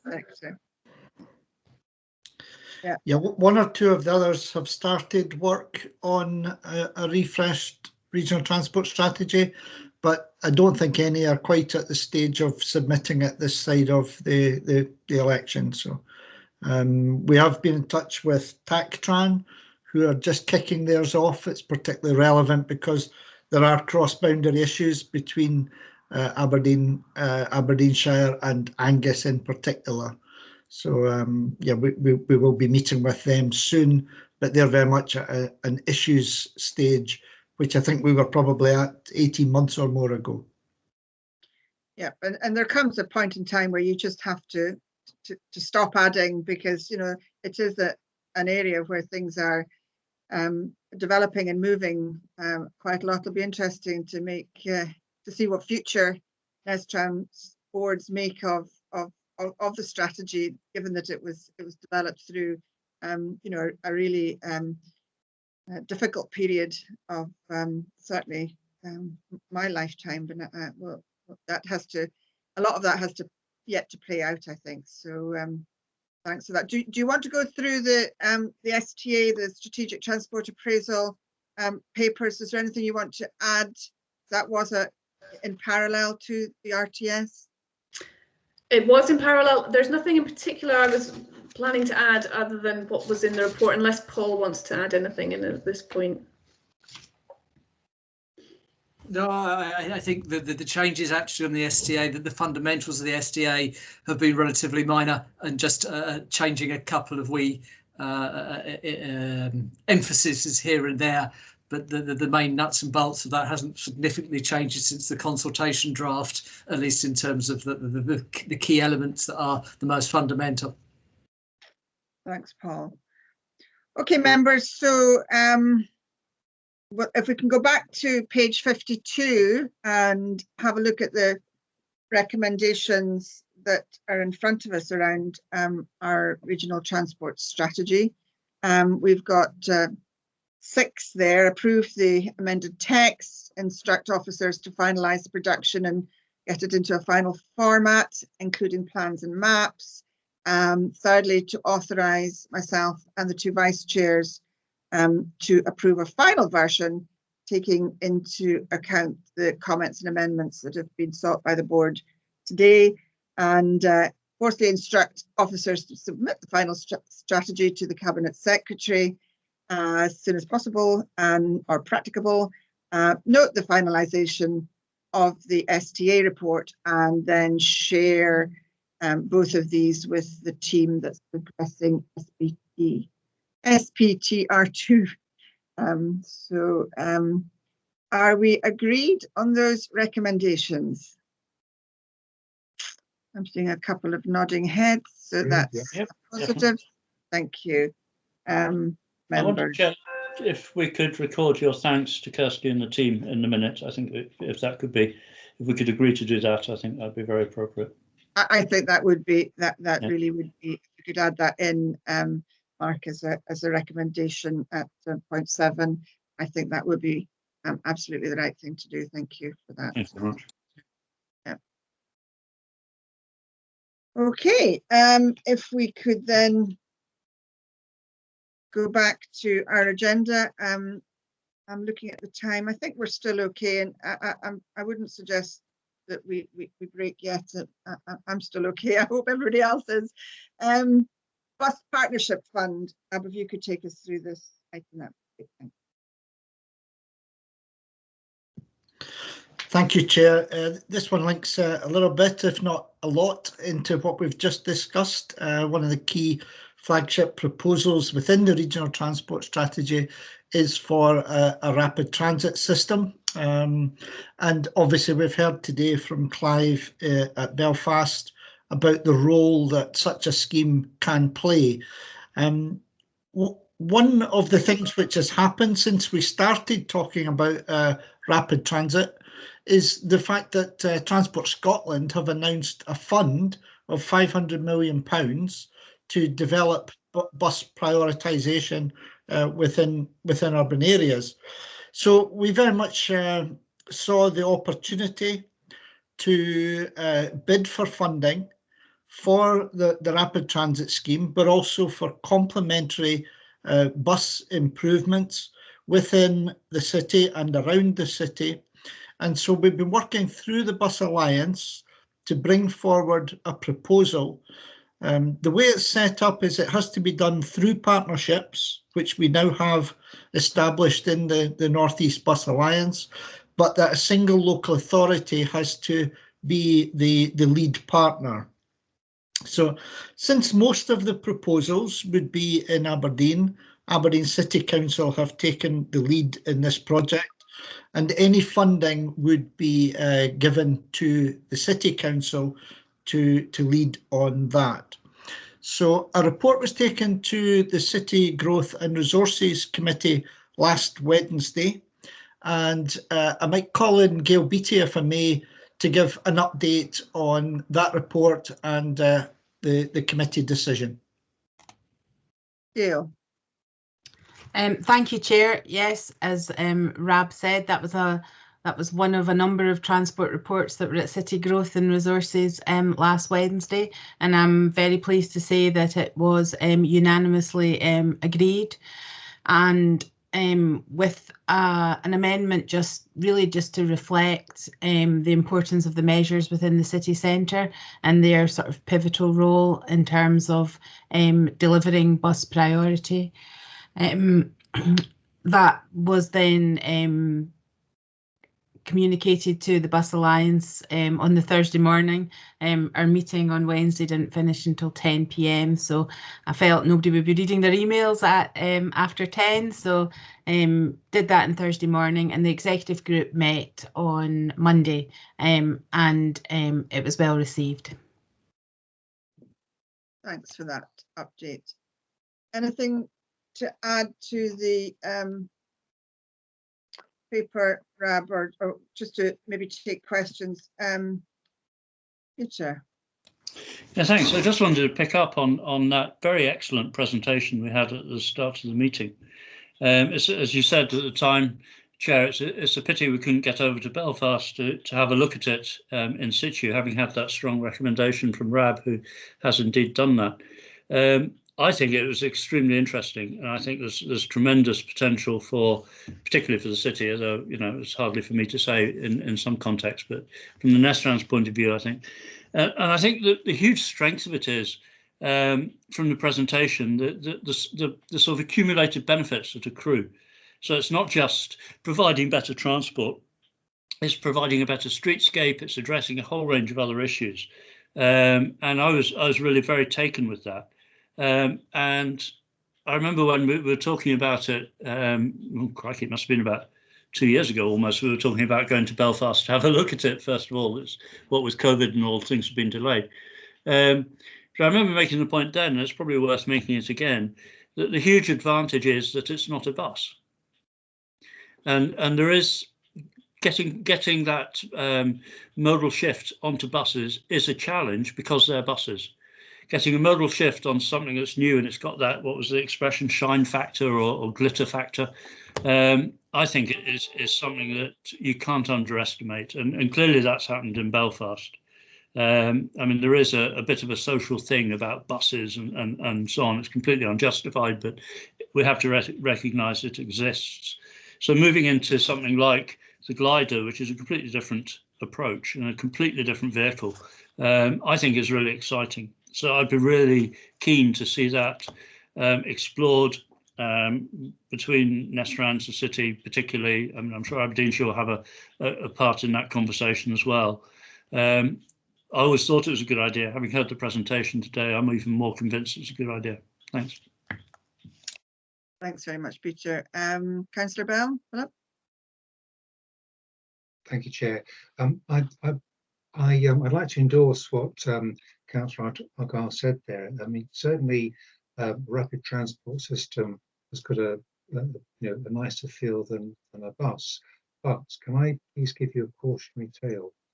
So this is based on the Van Hool single deck buses that we had in the city for 4 years and retired January last year. And the cautionary tale is this: Van Hool are a system integrator. So diesel electric is relatively straightforward, and that's what the glider system currently uses, diesel electric. They're talking of going to hydrogen. Now, Van Hool had quite significant availability issues, to the point where very recently, when we had our new double-deck buses on the road, one of the managers within First actually said that they hope they're more reliable, and that, I think, is something that we should take cognizance of. Who would supply, if we had a system like the glider, who would actually supply it? Thank you. Yes, I think it was from my point of view, it was one of the things that Clive Robertson said that really resonated, was that when the buses went live, they were very reliable, and I think that is worth remembering. They're diesel electric, they're not hydrogen, and we're trying to become a net positive city, Chair. Oh, I understand that, but what I was going to bring Mrs. Beattie in first, and then finish off. No, it was just to reassure members that this is at a very early stage, and all these issues and the experience that Clive has been very kind at sharing with us, not just with the board but as officers, will be very useful in terms of any project we bring forward. But also in terms of the hydrogen project, we have learned a lot of lessons, and looking at things like making sure there's availability of parts, making sure that the bus company themselves, whoever the operator is trained up on how to fix them rather than having to have an off-site solution. These are all things, you know, which we have learned on our transport journey and will play a part in making any project a future success. Thanks for that. Any other questions on bus partnership paper? Comments? Can we endorse the submission of the bid to the Bus Partnership Fund on behalf of the Alliance, and then seek further reports on the results of the bid as it progresses? Agreed? Thanks very much. Okie doke, let's move on to our progress report, and I'll just open this one up for any questions around any of the items that are in that report. If you want to just put your hand up if there's anything. I'm not seeing any hands, so we'll just note that agenda item 6, the progress report, and move on to publications and consultations, of which there were quite a few. So if I could get Paul Finch to talk us through that. Thank you. Thank you very much, Chair. Yes, I think we have listed 10 publications and consultations in this paper. And just as a spoiler, there's actually been a couple that have come in post the production of this paper, which I'll probably just provide a verbal update on as we get to the end of this paper. The first paper is significant in terms it was the Transport Scotland, Scottish Government's Climate Change Plan update, which was published in December. Some very important outcomes they're trying to achieve. But I think what was a surprise, at least to officers, was the announcement of their target, which was the goal to reduce by 20% the vehicle kilometres. So that was something that was a bit of a surprise. However, in the context that transport emissions have not changed at all proportionately since 1990s, perhaps one can see where that outcome is aiming to tackle. I think it's important we get more detail on that as we go through the coming year. So that was the Climate Change Plan update. Again, that's for noting, it wasn't a consultation, that was a publication. The second publication in paragraph 3 onwards was a draft public engagement strategy that they were talking about on the climate change plan. Again, that is a consultation, but it's more about the Scottish Government thinking about best practice in communicating some of the messages. So we would not respond to that consultation, but we've read it and we think there's some very good ideas in there that we'd like to incorporate in our Get About campaigning going forward. So some interesting things there, which we will take on board. Paragraph 4, the Accessible Travel Delivery Plan Progress Reports. Again, published in early January against the progress on their 10-year accessible travel framework. The key elements around the North East was just pointing out the in signage improvements they've made between the Northlink terminal and the train station, but also the adoption of the Thistle Travel Assistance Card, which I know has been very welcomed and widespread, particularly during the pandemic, to enable people who have particular mobility problems the assistance they require, particularly if they're wearing a mask, etc.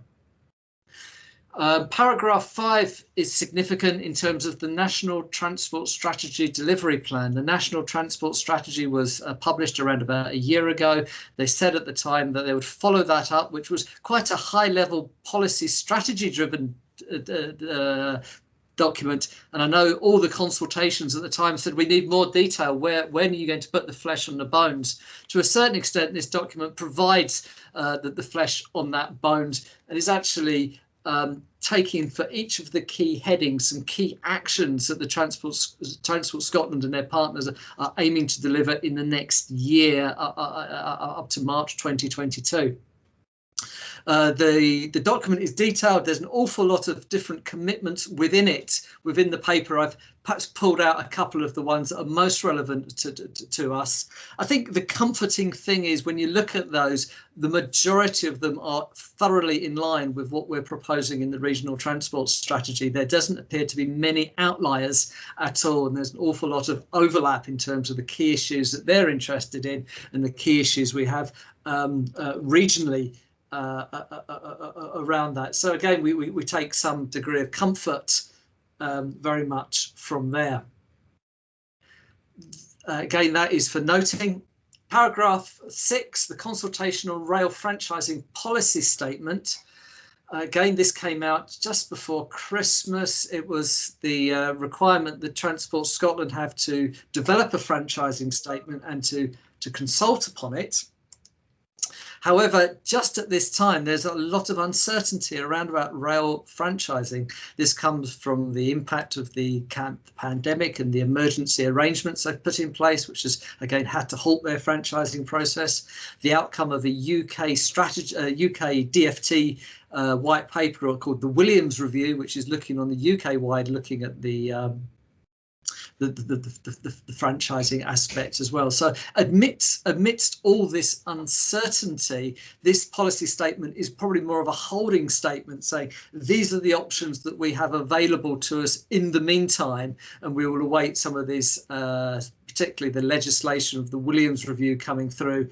That is a consultation. We will provide a short response to it, but it will be in line with the paragraphs above. If we're happy with that.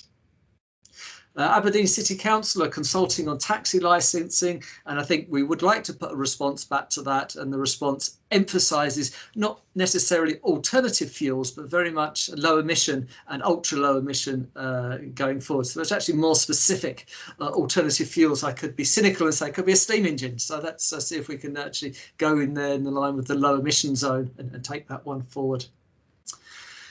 Paragraph 8, another substantive one that's been ongoing for a long time, particularly members in the Shire will be aware of this through the committee committee reports that have been going for Aberdeenshire Council. Transport Scotland just before Christmas again announced preferred routes for the A96 dualling project, particularly that section between Kintore and the east of Huntly. This is something that's been ongoing for a number of years now. So they've taken the next step in outlining and justifying what their preferred route options are.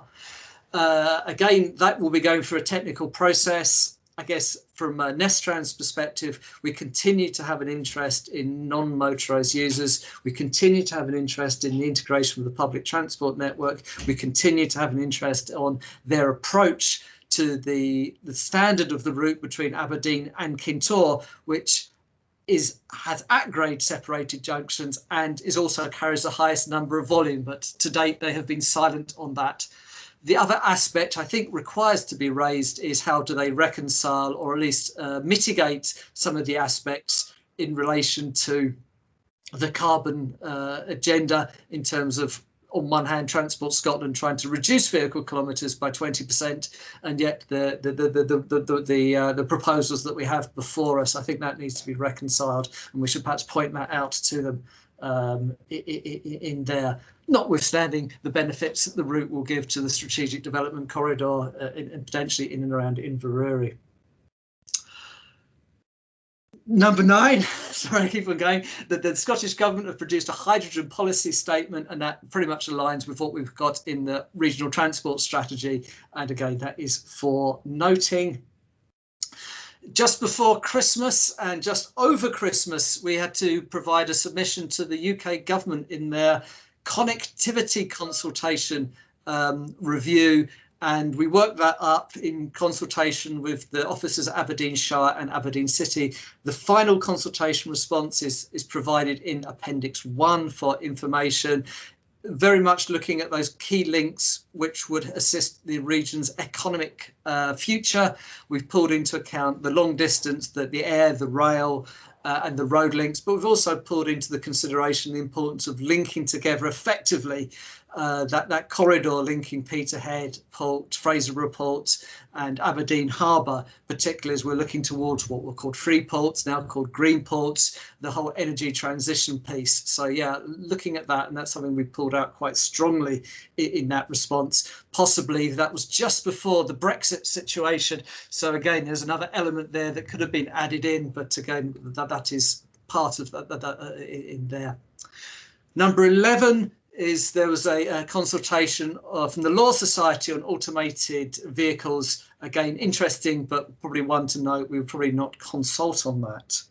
I now come to a couple of papers that just came out, I think on the 4th of February. So we haven't had time to capture that within the written report, but on the 4th of February, Transport Scotland published again, Councillor McDonald's favourite acronym, the STPR2, Strategic Transport Projects 2 Phase 1 report. Again, and that is significant because, again, it highlights where they would like to see investment, and it also takes forward a long list of proposals for further assessment over the summer. There's a very strong tie-up between this piece of work and the strategic transport appraisal work that we mentioned earlier. There is a good, strong overlap, but the important thing, we continue to make the case for some of the strategic investment we'd like to see in the region. And I think we talked about the rail, and we talked about the road link up to Peterhead, and actually the public transport proposals we've talked about in terms of the ART, the active travel commitments are in there as well. So again, we'd like to emphasize that. Interestingly as well, from the earlier comments we had on the document, there are talking about proposals of mobility hubs, which actually might quite fit in nicely with this idea of providing facilities for e-bikes, e-cars and elements like that. And they also have quite a section on the importance of freight facilities as well, which are mentioned in that programme. So things we'd like to tie into and see if we can align ourselves with Transport Scotland going forward. At the same time as STPR2 came out, they also published the infrastructure investment plan up to 2025, I think it was, which was the capital spending proposals. And again, there's some interesting narrative around some of the key projects and programs for this area. It is good to see that the rail improvements to the Central Belt are clearly in there, although some of the commitments perhaps on the road building, also Lawrence Kirk is firmly within there as well. We'll have to see about the progress of the A96, how that goes. And finally, the National Planning Framework, they've put out a position statement, important, but probably not directly for Nestrans. And probably what we would do is feed any comments through to the local authorities or the planning authorities who are providing responses on that respect. Going back to STPR2, it is important that we provide feedback on that. We have a meeting with the group on the 6th or 19th of February, and probably what we would suggest is after we've had that meeting, if we draft up a response, we can then discuss it with the chair and the vice chairs and see how they might want to proceed with that, whether they'd like further consultation with the board on that one, or whether the themes coming out are so aligned with the RTS that we'd be comfortable to doing it just there. But that might be a decision at the time, not now. So thanks very much. That was a marathon run through that particular paper. So thank you very much for your patience on that. And if there's any questions, happy to take. Any questions, members, on that? So, Councillor Bell. Thank you, Chair. I'm quite interested in the page 263, 9.2. This is under item D. Policy statement from Scottish Government saying majority of new buses purchased from 2024 will be zero emission. Does that mean that there'll be funding that they're proposing to be made available to do that? You know, I think that they are thinking about that. So I believe that they are considering how support could be given to the bus industry to help promote that change. Now, whether that's probably a partial incentive, probably not 100% incentive, but from what I have read in some of the other documents, the infrastructure investment plan and the delivery plan, I think that there are some hints that they are thinking about how a fund might be created and how that fund might work for the bus industry, or perhaps more woolly, how support can be given to the bus industry perhaps is more appropriately phrased. So I think it's on their radar, but there's no commitment as yet. Right, that's interesting. May I have a supplemental question, please? Of course, on you go. So those new buses that will be purchased, clearly they'll replace existing diesel buses. Is there any proposal for what to do with those buses? Just break them up or sell them to India? I mean, I'm being flippant, but do you know if there's any proposal of what to do with them?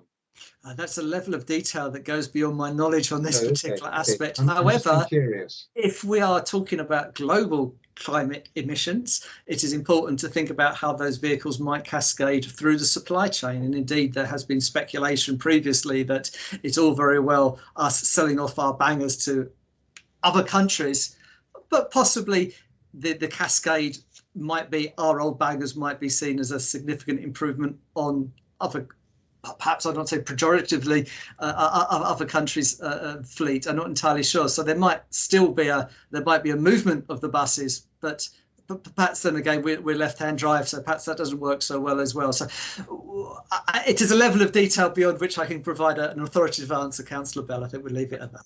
Right, thank you very much. Thank you. Any other questions, members? So we have a suite of recommendations in front of us, most of which are to note, as Paul outlined, except one or two are to maybe get myself and the two vice chairs to have a look at in terms of the A96 and STPR2. And so on that, is everyone agreed that we go along with those recommendations? Fine. Thank you. Right, on to the information bulletin. Back to you, Rab. Thank you, Chair. I think it is back to me. A few items for board's information and for noting. Just run through them quickly, if I may. Getabout continues to meet as a partnership of the local authorities, NHS, Grampian, Nestrans and others. And the focus recently has really been on safety and on reacting to the COVID pandemic. So being able to, in a central place, provide information on travelling at the moment, passing on Scottish Government advice and being able to have a central location where up-to-date bus timetables, rail timetables, etc. are available. I also wanted to mention a proposal there for an active travel summit. We're looking at the Monday the 15th of March as the likely date in the afternoon on an opportunity really to look at active travel, but in its much wider sense, not about just what cycle lanes can do for us, but more the whole concept of what we're trying to achieve as a net zero carbon region and the contribution of active travel. And by that, I mean walking, cycling and other active travel, but putting it into its context of how it can improve the city, the region, towns within Aberdeenshire, etc. So we've got a significant degree of interest from potential speakers, and an invite will be going out hopefully this week to board members and to councillors across the two councils, as well as external stakeholders such as Aberdeen Cycle Forum, Grampian Cycle Partnership and others. So look out for that one, and members are very much welcome and encouraged to come along. There's a couple of progress items there on projects which we have ongoing, and we'll intend to come back with final reports or update reports on these when we can do. And finally, there's a list of the comms since the last board meeting. Happy to take any comments or questions from members. Thank you. Members, any comments or questions for Rab? If not, can we, thanks for that, Rab, can we note the report and move on to conferences and presentations, which there are not very many. Thank you, Chair. No, the whole conference world seems to have ground to a little bit of a halt. There have been a number of online conferences which are indicated there, but nothing with a cost against it. So just really for information. Thank you. Thanks, Rab. Then if we move on to the last report in front of us today, future meetings and business. Yep, the last item is the pending items, item 10, and we'll be hoping to bring to the next meeting in April some of our regular reports on equalities mainstreaming and risk register. We're also hoping to have a finalised report on in-station accessibility, which is nearing completion. So these are the main items at the moment, likely to come before you at the next meeting. Have we got any external speaker for the April meeting? Chair, I have spoken with Professor David Gray at Robert Gordon University and asked if he would be willing to speak to the board at some stage. So I have penciled it in his diary for the next meeting to do a short presentation. So I think what I would like him to do is almost to look at our regional transport strategy, which will be submitted to the Cabinet Secretary by then, and ask him not quite to challenge it, but to give members an overview from an academic perspective of that strategy and what more we can do, how we can integrate that into the work of Nestrans, the work of the two councils, and making sure that from an academic and external perspective, how that regional strategy fits with the wider scope. That's very interesting, and I'm certainly aware, being on the delivery board, that the two academics that come along to that play a very full and quite often a challenging role to both Transport Scotland officials and to ourselves there, as with our various hats on, and really do sometimes, get to the nub of things quite quickly about congestion and all the rest of it. So yeah, that would be quite interesting. Okay, can we just to finally note that last report, if there's no questions on that, and that's us. That's the end of the meeting. Thank you very much for all your input, members, and look forward to seeing you in April, if not before. Take care. Stay home. Thank you. Thank you. Bye. Bye-bye. Thank you.